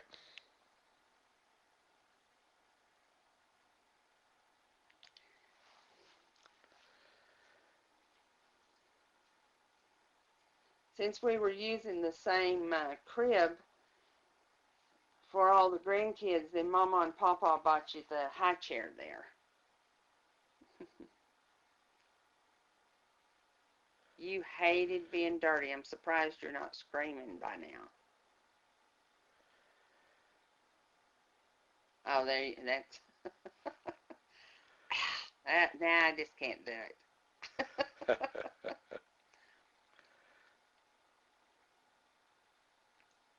There she goes.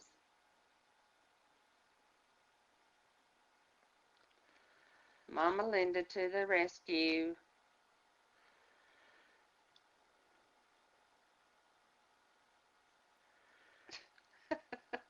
Oh, so happy. I don't want you either. You're too messy. There's David, Nita in the background, Mama and Roy.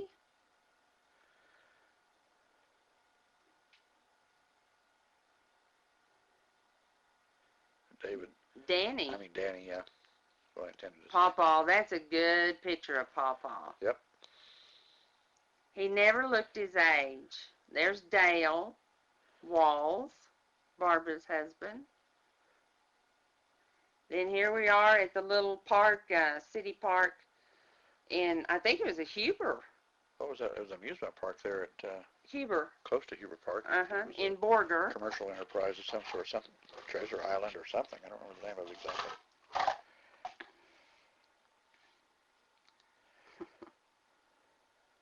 It's where Natalie learned to drive.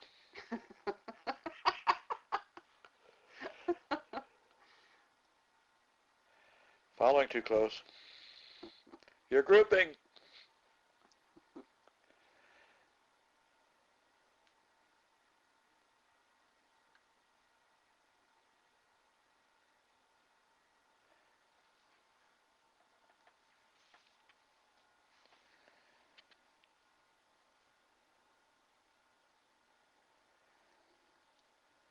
More baby tricks.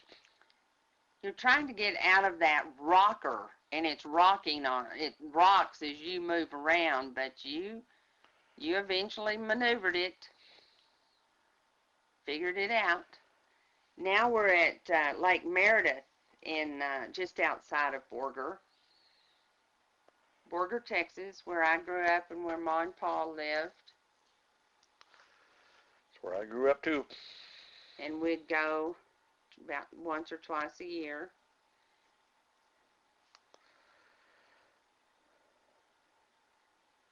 Once Ma and Pa retired, they started coming to us more often, and that was nice. Especially at Christmas, we didn't have to carry all the gifts and stuff up there. They could come to us, and we could have Christmas at our house. Check out those glasses.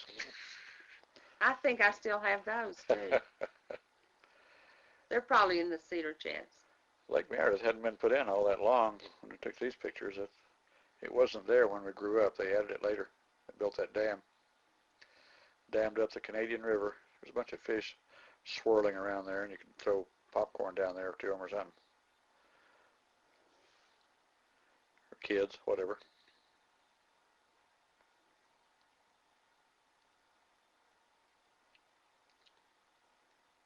That's where Ma and Pa would and Aunt Jewel and Uncle Gaines, they'd take their trailers down to Lake Meredith. And this is the day you started walking. 14 months old. August the 21st.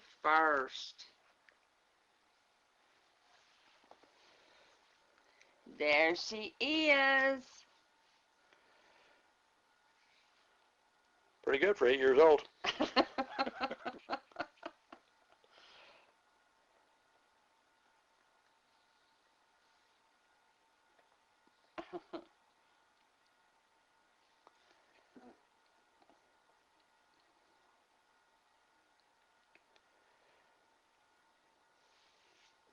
She can still walk to this day.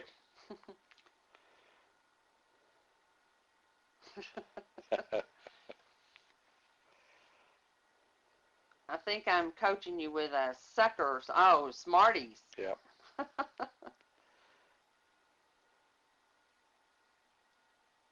See, you had a walker.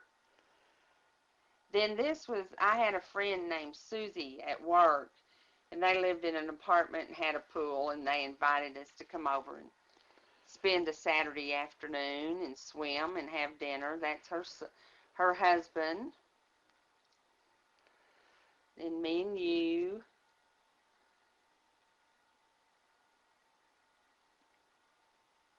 I never would get my hair wet. Susie's husband got her wet and ruined her do. There's my two-piece again.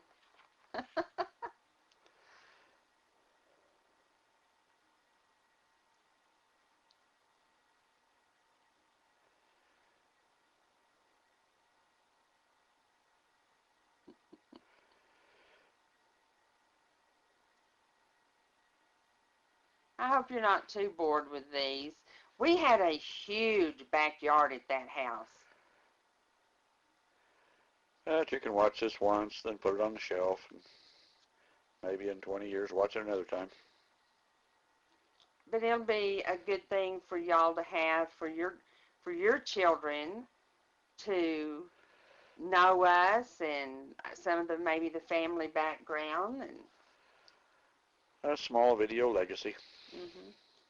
This house actually had an alley, and you put your trash out back in the alley, and the garbage was picked up there. I know that's kind of a novelty these days, so that's why I point that out. Yeah, they can't afford the space anymore. There's our giant concrete patio. Oops. She's down. She's up. She's down. She's up.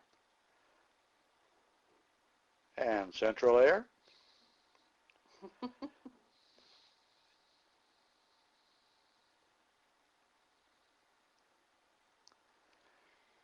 Now, this is Shirley Cox's husband. There's Shirley. There, it was your babysitter.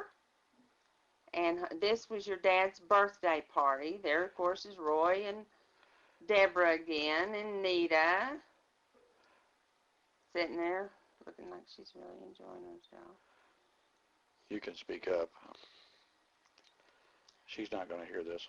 And then me and Natalie, Shirley's oldest daughter, down there on the floor. Deborah back there by the lamp. I think his name was Glenn. Yeah, I think it was. Then there's your dad and Nita. Roy's playing with the camera, obviously. Zip, zip, zip.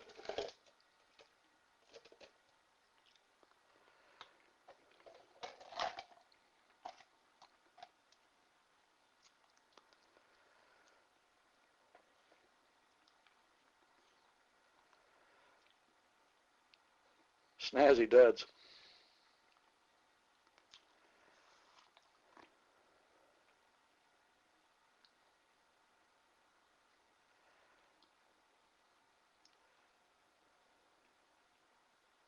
This is Barbara. This is out at Barbara's house. They lived in Wiley out in the country.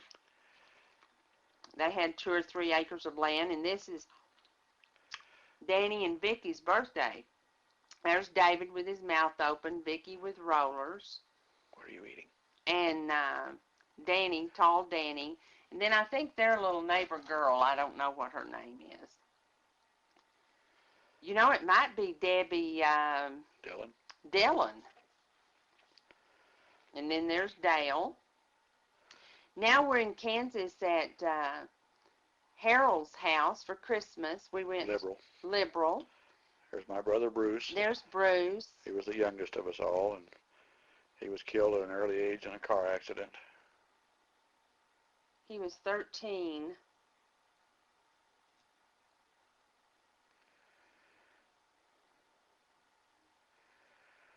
I think this is about the only time we captured him on film. Well, there was one other at Addie's house. He was sitting there on the couch. Oh, okay. Yeah, that's right. Shirley was quite the crafty type, liked making things and sewing things and doing things. And she had twin daughters, and that's how she and Harold met, is her twin daughters were friends of Harold's daughter, Stephanie, and the girls decided that the adults should meet, and they did, and then they got married.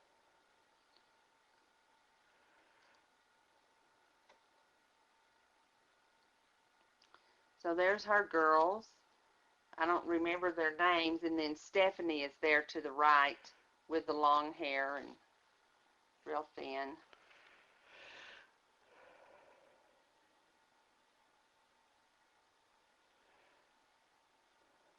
I think the one with the beehive or whatever you call it is just one of their friends. Yeah, she was just a friend.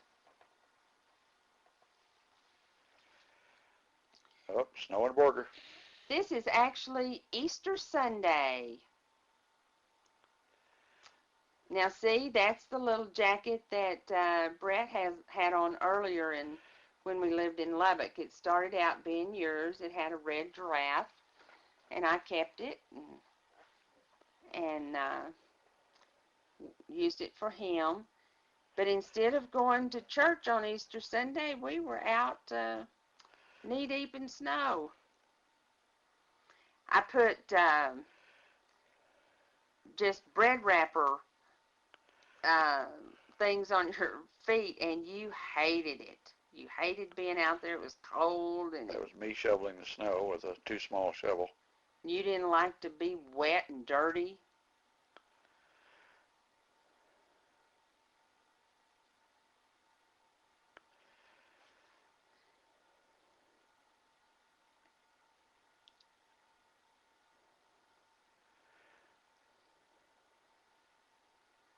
That was just a little 2-bedroom, 1-bath house. It had a living room, L-shaped living room, dining room, kitchen. Had a floor furnace. And a floor furnace that I loved to stand over in the summer. In the winter time. Oh, brother. Oh. 'Cause Brett walked on it one time when he was little, when barefooted, and of course kind of burned his feet a little bit. Phillips bypass, you can see the refinery in the distance. Oh yeah, there's Phillips 66 refinery back there. Now it's Easter. You see, we just go from season to season. So since it snowed in Borger and we didn't get to have an Easter egg hunt, we came back to Dallas, and you had an Easter egg hunt with Debbie Kerrigan at the park.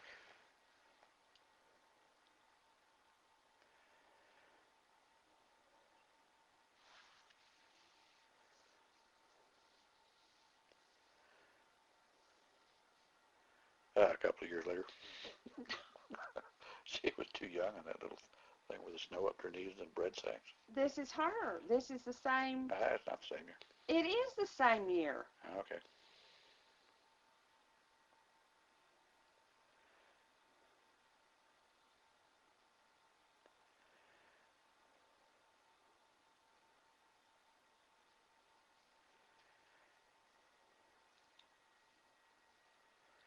Now this is June. This is probably your birthday. Or maybe it's Christmas. I don't know. No, it's Christmas at Mama and Papa's. They always had Christmas in June. Yeah.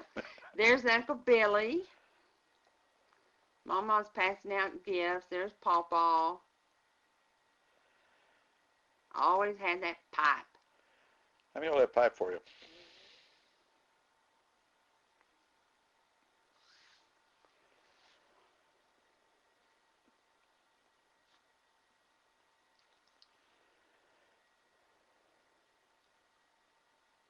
Oh, got you a baby. Yeah, well, throw that aside.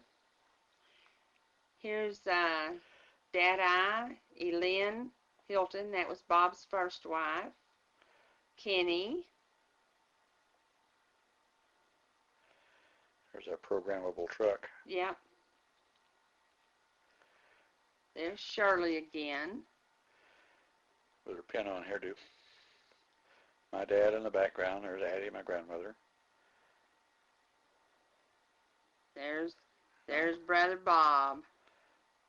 Uncle Bob. That's a really good picture, Bob. There's a day at the zoo.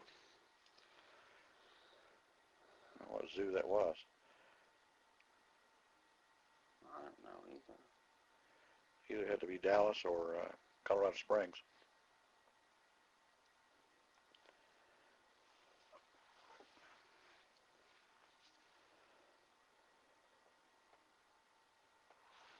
Anyway, it was a zoo with animals. I can't imagine us doing this. I'm not a big zoo fan, so. Is that do it for the kids crap? Must have been. They must have caught me on a real rare moment. I was weak. I gave in. Give you the Sudafed.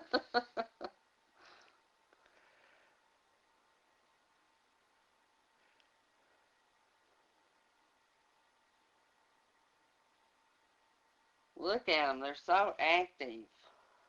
Sounding more and more like Dallas. Too much heat.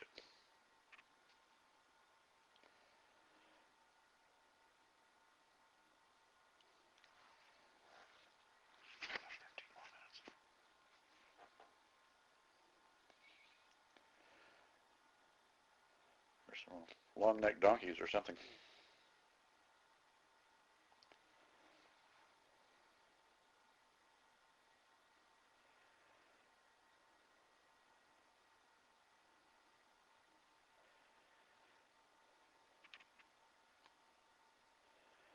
Oh, yeah. Look at them. They're just liable to pounce on us. There's a high-speed cheetah. There's Gary. Gary Neal. Now, we're at Gary and Margaret's. Yeah, I think so. They lived in Oak Cliff. They lived in Mesquite, just outside of Dallas. Margaret? And we love hanging out with them. We'd go down there and spend the weekends. They had 2 children. And their little girl, Holly, was about the same age as Natalie, so it was fun to, there they are. That's been Thanksgiving pies and dressing. sitting out there playing.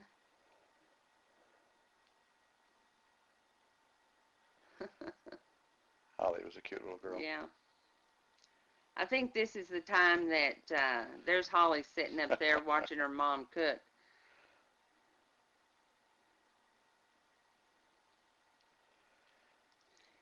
But their son, he was a little older, and he and a little friend got out in the field and set the field on fire. So we had a little fun and excitement that year. Look at that, Coca-Cola in a bottle. If we get a, There's Brent. if we can actually get a copy made of this, if this all works, we'll send a copy to Gary. Then this is our tree. Now we're probably in, oh, I don't know. Let's see in a minute. Inside somewhere. But this will be our tree. One of our 7. Yeah. Oh, this is our house on Pioneer Lane. That's me. There's Natalie. No, it's not. This is our house on that little duplex there by in Plano by the high school. This is when Mama and Papa, see, there's those lamps.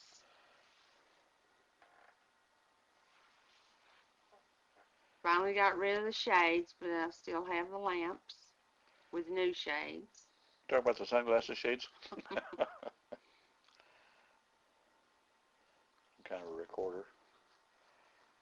Susie Homemaker set or whatever it's called. Yeah. If only Alec had that.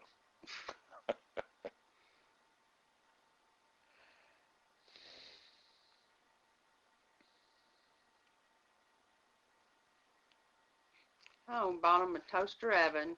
We were into getting people appliances. It was already pre-creased. Those sideburns. Mm-hmm.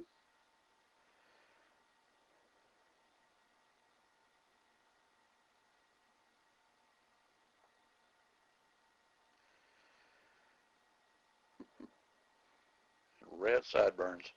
Then Bob came to visit, and so Bob and your dad and I went downtown Dallas and went up in one of the tall buildings. So that's where we are now. There's an actual airplane. We were quite pleased with that. Fascinated. Beautiful downtown Dallas. I think it's the one where the ball revolves, but gosh, I don't remember. I don't think a Reunion Tower was built at that time. Oh, maybe not. Probably the Republic Bank building or something. Might have been Southland Live. Now I think we see Southland Live from here.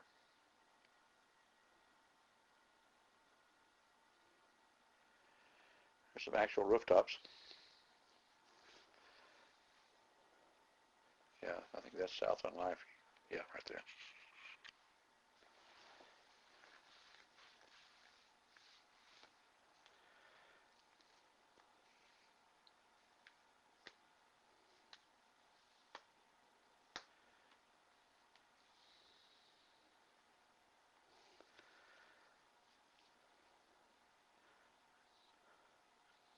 We're going to take part of this and send it into America's most boring videos.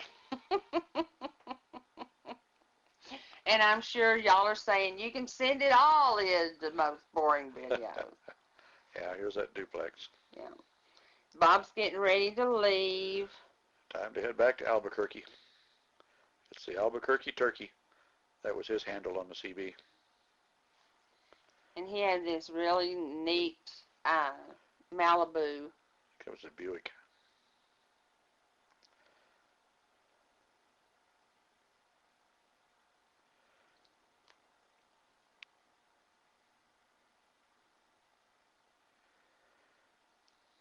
This is what he and here we are in East Texas. And I'm pregnant with Brett. Camping. You can't tell, but Camping close to Tyler at Tyler State Park. yeah. In the springtime. Yeah. This was about March. One of the tolerable times of year around Dallas.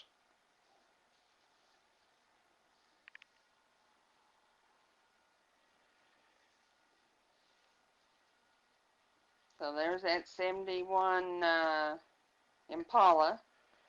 There's our Sears camp stove that we used for so many years. We got good service out of that.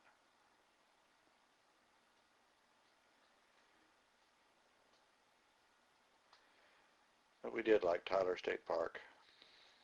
Yeah, it had pine trees, so it made us feel like we were in Red River.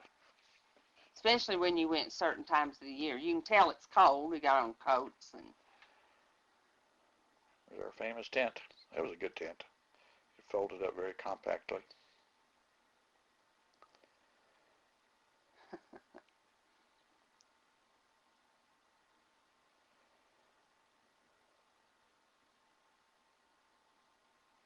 Oh, now we're with your dad's friends. Oh, this is where Graham and his wife, near Athens. Yeah, so this is later on in the year. This was around Easter, I think. Still sweater cool. There's Graham. Yeah, we went camping with some friends of your dad's. Co-worker. Graham Kober. We worked at TI together in the labs. Yeah, it's Easter. There's your Easter. Somebody's got an Easter basket. Graham taught me how to work on vacuum systems. High vacuum.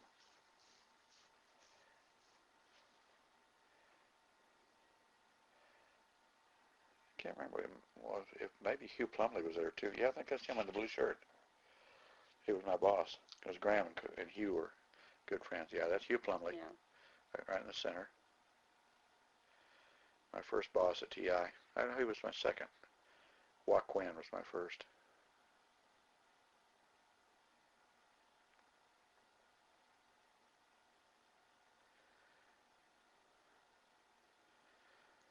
They had bought this land and they were going to build a house or something, and so they'd go down there frequently, and they invited us, and it was a nice weekend.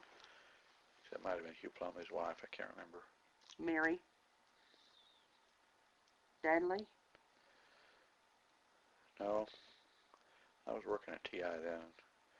Dudley and Mary were from Recognition Equipment days.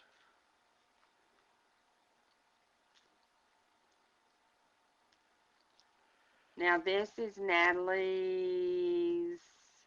35th birthday. Oh, there I am, pregnant with Brett. But you can't hardly tell it. And this is her 4th birthday. We're living in Wiley. Oh, yeah, there's that yellow dryer. I'd forgotten about that. And our Shelvador. Crosley Shelvador. Crosby Shelvador. Crosley. Refrigerator. The bottom of the refrigerator was a pull-out vegetable bin. Tip out. Yeah, I had to repair that dryer many times.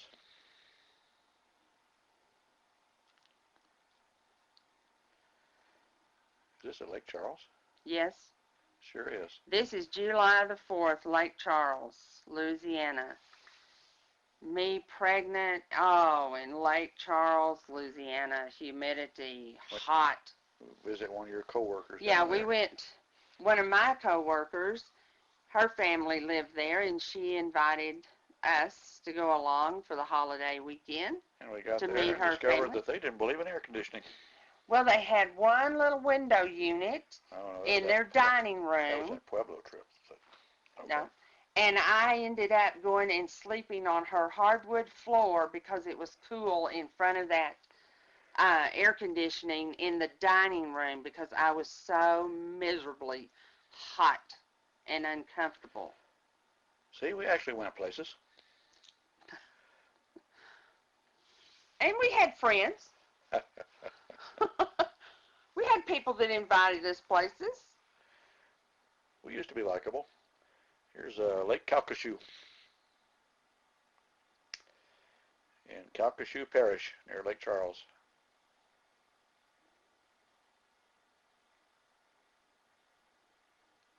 Can't tell you my friend's name, but we were friends at the time and worked at State Farm together.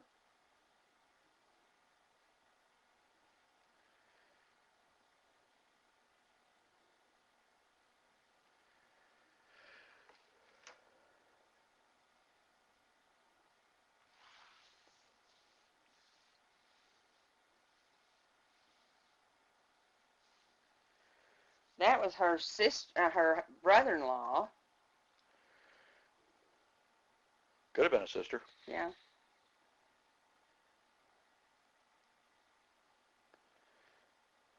Well, like I said, your dad never did like too many people shots messing up his scenery. I think they crowd the film.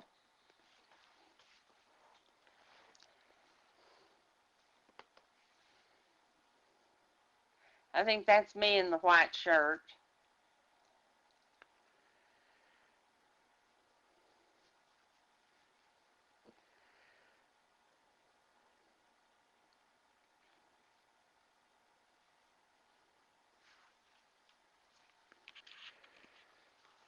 That's the actual Gulf of Mexico.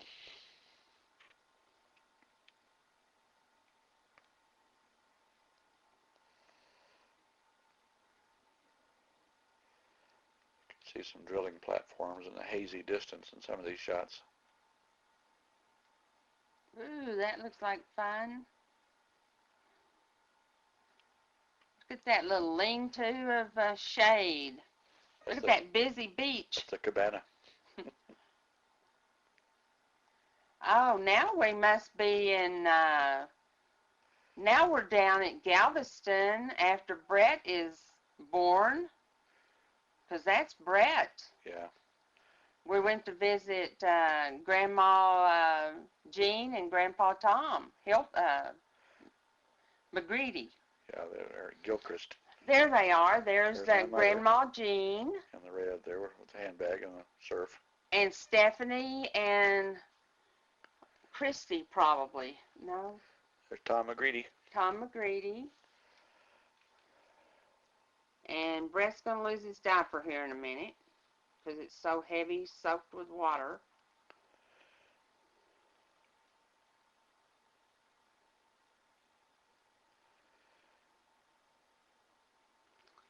And, of course, we're really watching. See, we've all got our backs to The genuine seagull. Ah, look at that. Naked boy on the beach. Now we're riding the ferry.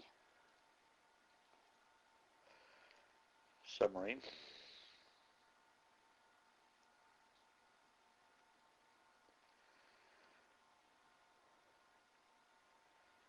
I think it was tied up at Galveston for tours.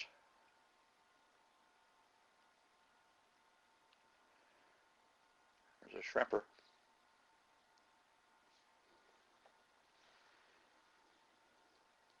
There's the other ferry going the other way. Comparable to what we were riding. Went between Galveston and the Bolivar Peninsula. Across Galveston Bay.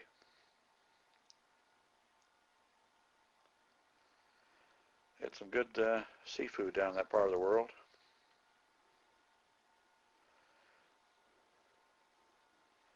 The freighter riding high.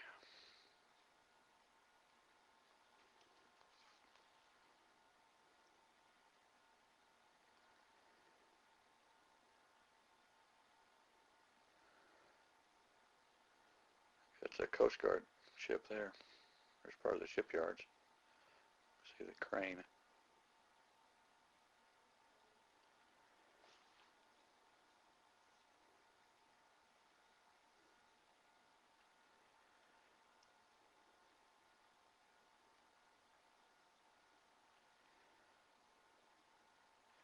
They use seagulls to hold those pilings down.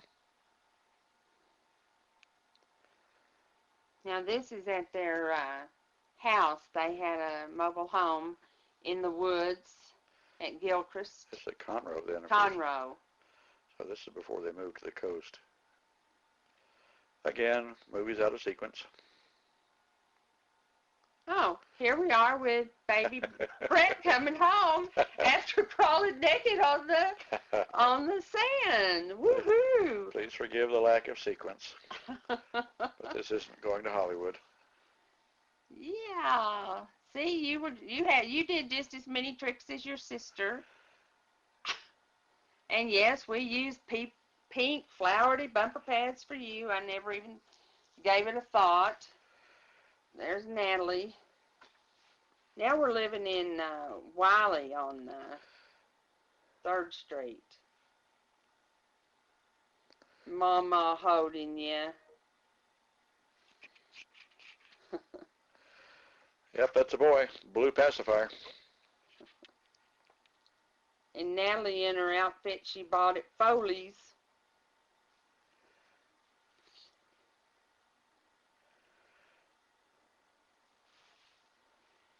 Can't remember her neighbor's name there. Now you're doing the same.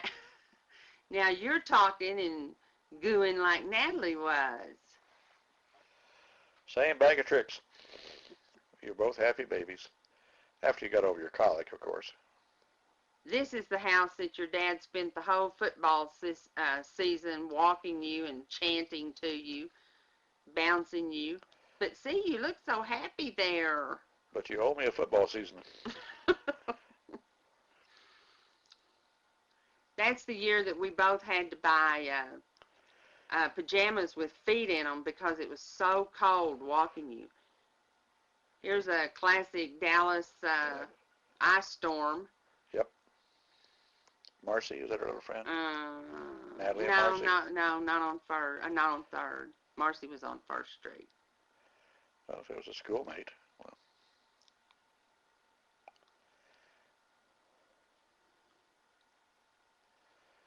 This was the mold house? Yes, this was the mold house. That's why it was so cold. It was uninsulated. Here's Uncle Doc. Now we're at Easter in Borger at Papa and Mama's house. Follow the bouncing ball of movie composition here. There's Aunt Jewel. Grandmother Natalie in her long dress.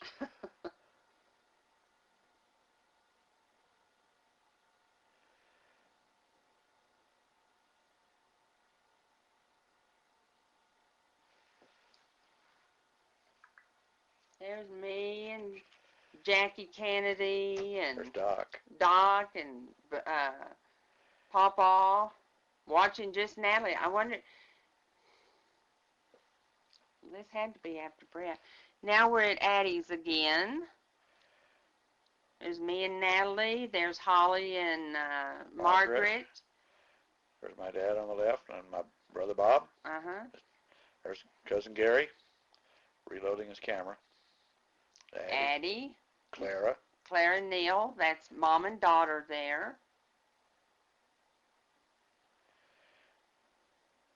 Margaret. Dad-eye. He had Parkinson's, as you can see. And there's our 4 generations. No, 4 generations. Yeah. Of guys. Now here's you doing tricks. Had good teachers. Oh. Lucky I knew how to do that.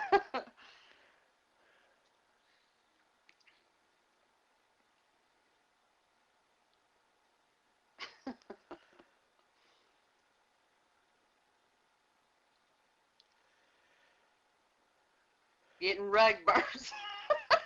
Yes, Brett, you were young once.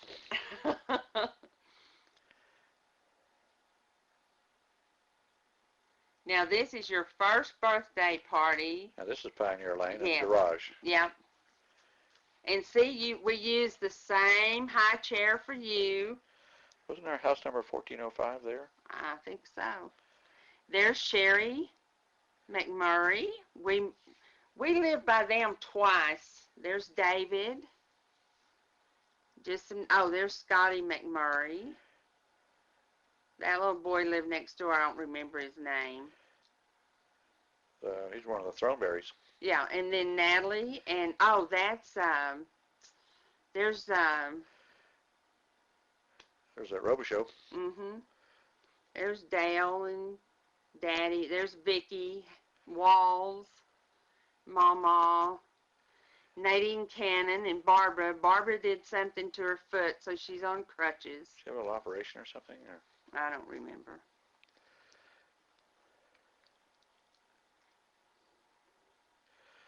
sure Barbara would like to have a copy of this too, if we can get it put together, make it work.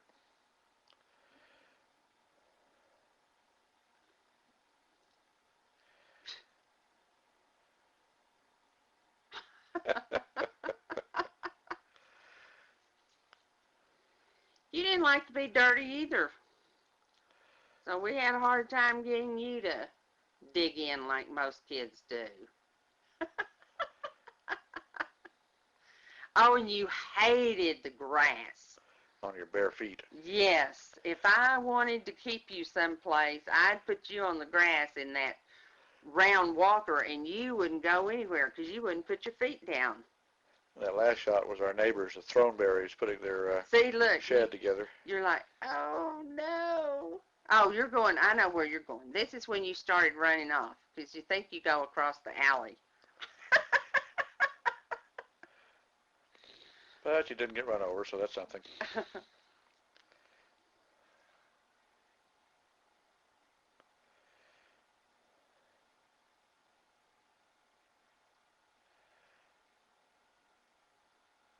Always love dogs. Here, stick your hand through there so we can bite it off.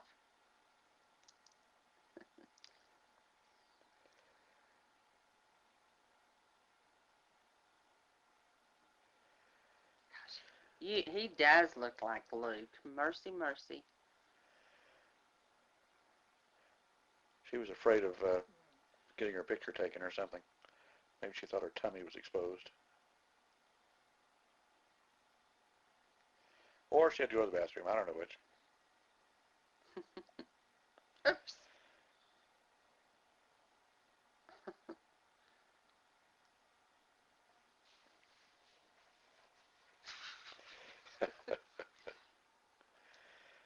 Want that dog. Here we are at Easter again. Oh, wait. Must be June. Who knows what Christmas this is? Y'all may not be bored yet. Oh, this is the Christmas at Pioneer Lane. Yeah, we had an actual fireplace. Yes. This is the house we lived in just before we moved to Lubbock. Give you some idea of the broken sequence here. And Mama and Papa came. Good family picture.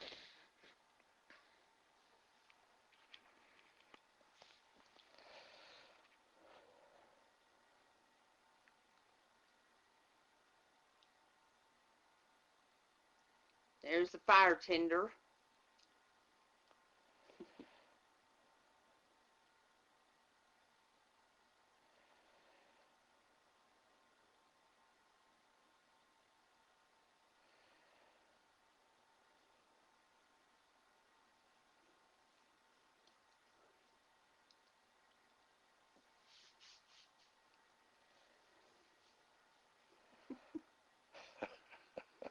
There's Miss Lively again. What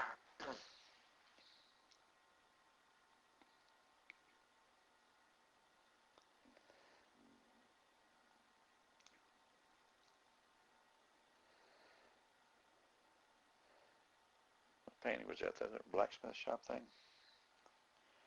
I think it was a blacksmith. Under the spreading tree.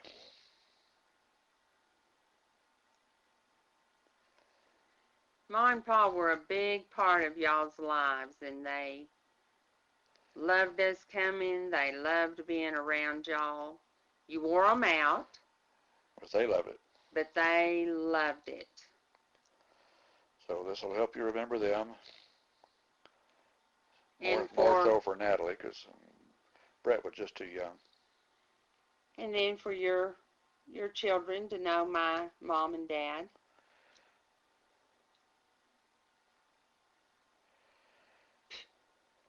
Woohoo!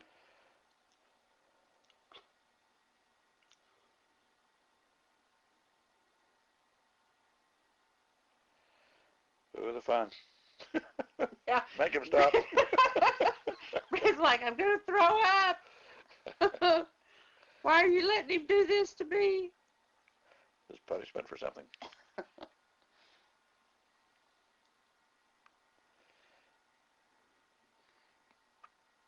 If this is Christmas, could we skip it? Yeah, it is that barn picture, Jim. Okay. And I guess you know Aunt Lorraine took that and had it in her retirement apartment.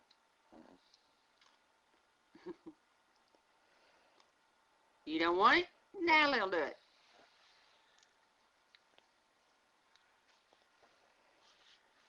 There's Tex again. Yeah. Now we're in Borger. Smoking a Swisher Sweet or something. That's Johnny Rape. There's Enola Rape. Brenda Rape. Linda. Billy Rape, which is now Reeb. Oh. There's Brenda. There's Brenda. Well, there's who? Gaines. There's Gaines, Grubbs, bald-headed, and then Pawpaw holding Brett, Aunt Jewel back there in the back, Mama. Well, I don't know who that other little person was. So see, here it is. It's Easter again. We're in Borger. It's either Easter or Christmas. We're not sure which. Looking for clues here.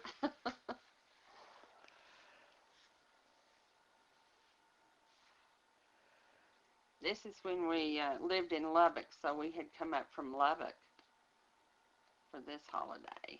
We were closer in Lubbock to Borger, which was nice. About 180 miles.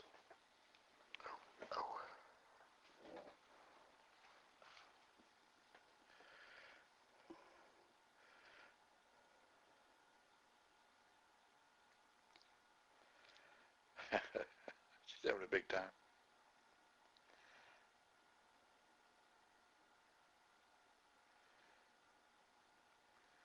There's Tiny Gerhardt's pickup.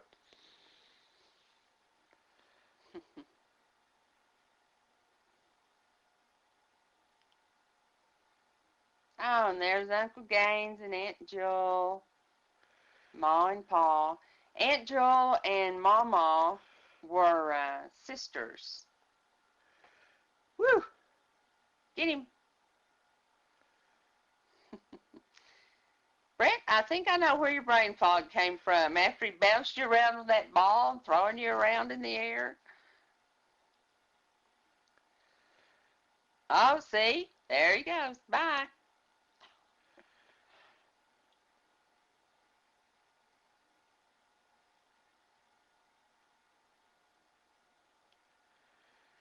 Then here's your dad and Pawpaw throwing horseshoes. Pitching horseshoes, I guess.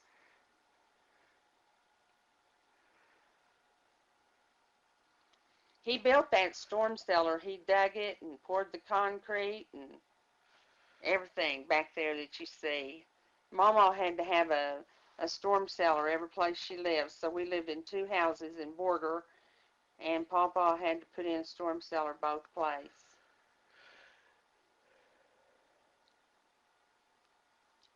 She kept canned goods down there. Now we're in Pampa at Uncle Billy's house. For an Easter egg hunt.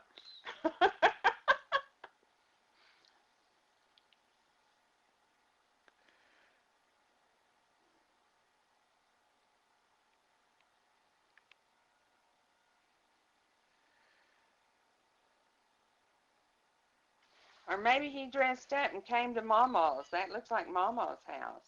No, it's there. It's in Pampa. That's Brenda and Jimmy. Johnny was there on the floor. Oh, look, a choo-choo train. Woohoo! Aren't you excited? And you got a jumpy horse. And a stupid hat. To go with your plaid pants. We're Rhino Cowboy. I think it's Randolph Scott. Rhinestone Cowboy. Uncle Billy and Aunt Nola. Uncle Billy he's quite a ham too. He likes to be silly on camera. Johnny. Uncle Doc. Mama in the orange dress. She was so thin. There's Jimmy. Other Jimmy.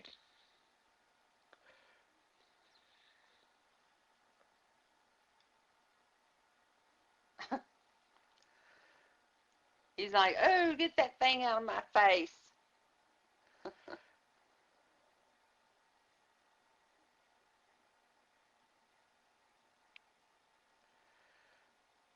Well, that's Brett's plaid pants, but I don't know what you're doing. Oh, you're making a bridge over the railroad tracks.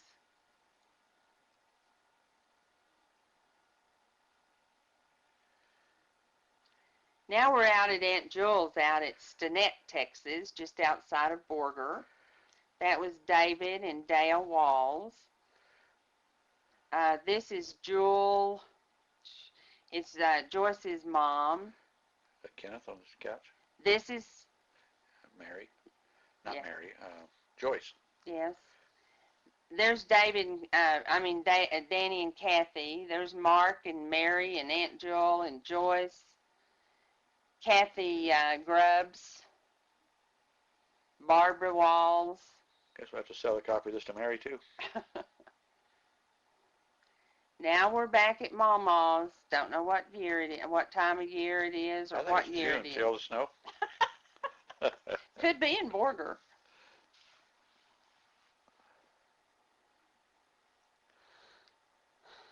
Well, everybody's bigger. There's Johnny in the chair, Jimmy on the floor.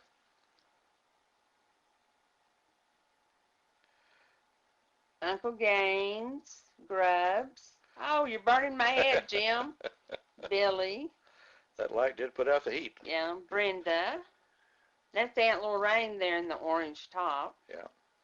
Mia get under the picture, and then Aunt Jewel, Mama, and Enola Rape. Thanksgiving, maybe. Here's Bob. See, we'd go from house to house when we'd go home. And then Stephanie.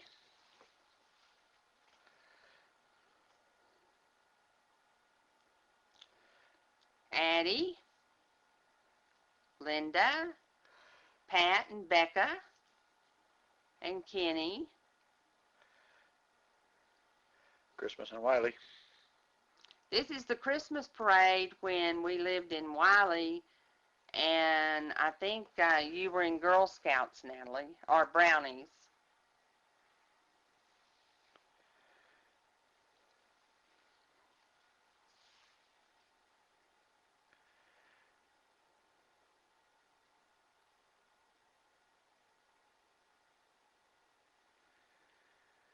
Some people trying to sell their child.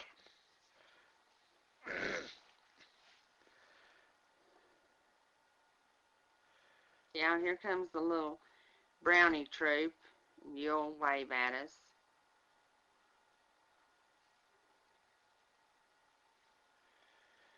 So this was probably right after Brett was born. See, there you are over there in the right in the blue coat.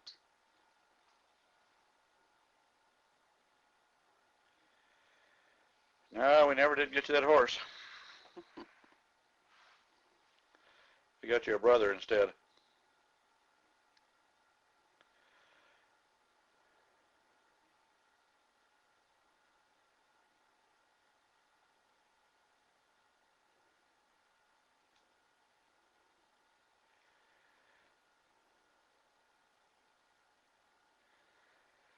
Brett always told me he was going to drive a Volkswagen and have a dog when he got older. It could happen.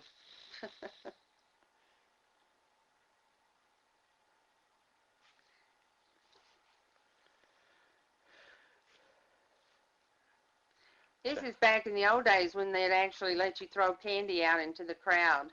It wasn't considered a hazard. Yeah. And nobody thought it was poisoned. Yeah. Of course, in Wiley, Texas, of 3,000, it was probably...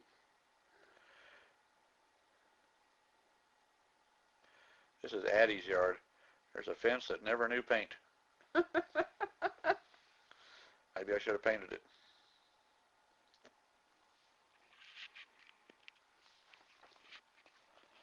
Well, these are all before Brett. Well, that's Becca. So if Becca's hunting eggs, then Brett should be there hunting eggs. Is that Becca or is that Natalie? Maybe that's Natalie. No, Natalie was tall. Yeah. There's Natalie, so that is Becca. I don't know where Brett is. Look at those skinny legs, Natalie. My gosh. Back when she was 7 feet tall. Yeah, had toothpicks.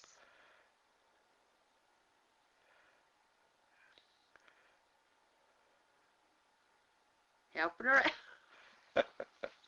Just like she was doing for Brett, run, point to each egg. Mm-hmm. Nat, do it. Yeah. So Ken and Becca. Harold. Pat. Addie. Linda. Bob. Wish we had Bob. Now this is Natalie's soccer game in Oh, okay. Wiley. There she is. There's Brett.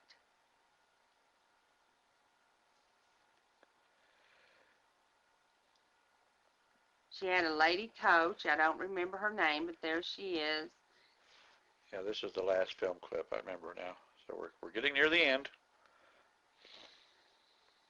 And one of the moms would stand there and holler, "You're grouping! You're grouping!"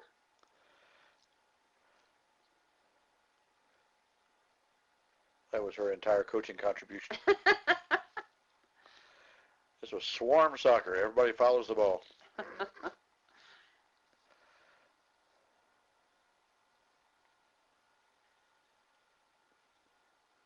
Woo! Look at that kick.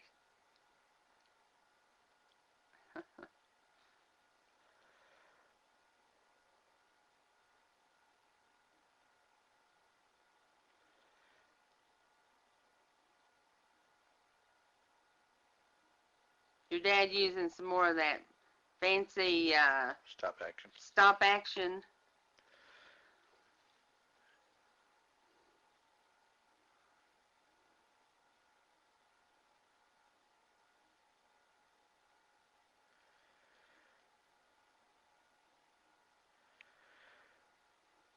Well, the adventure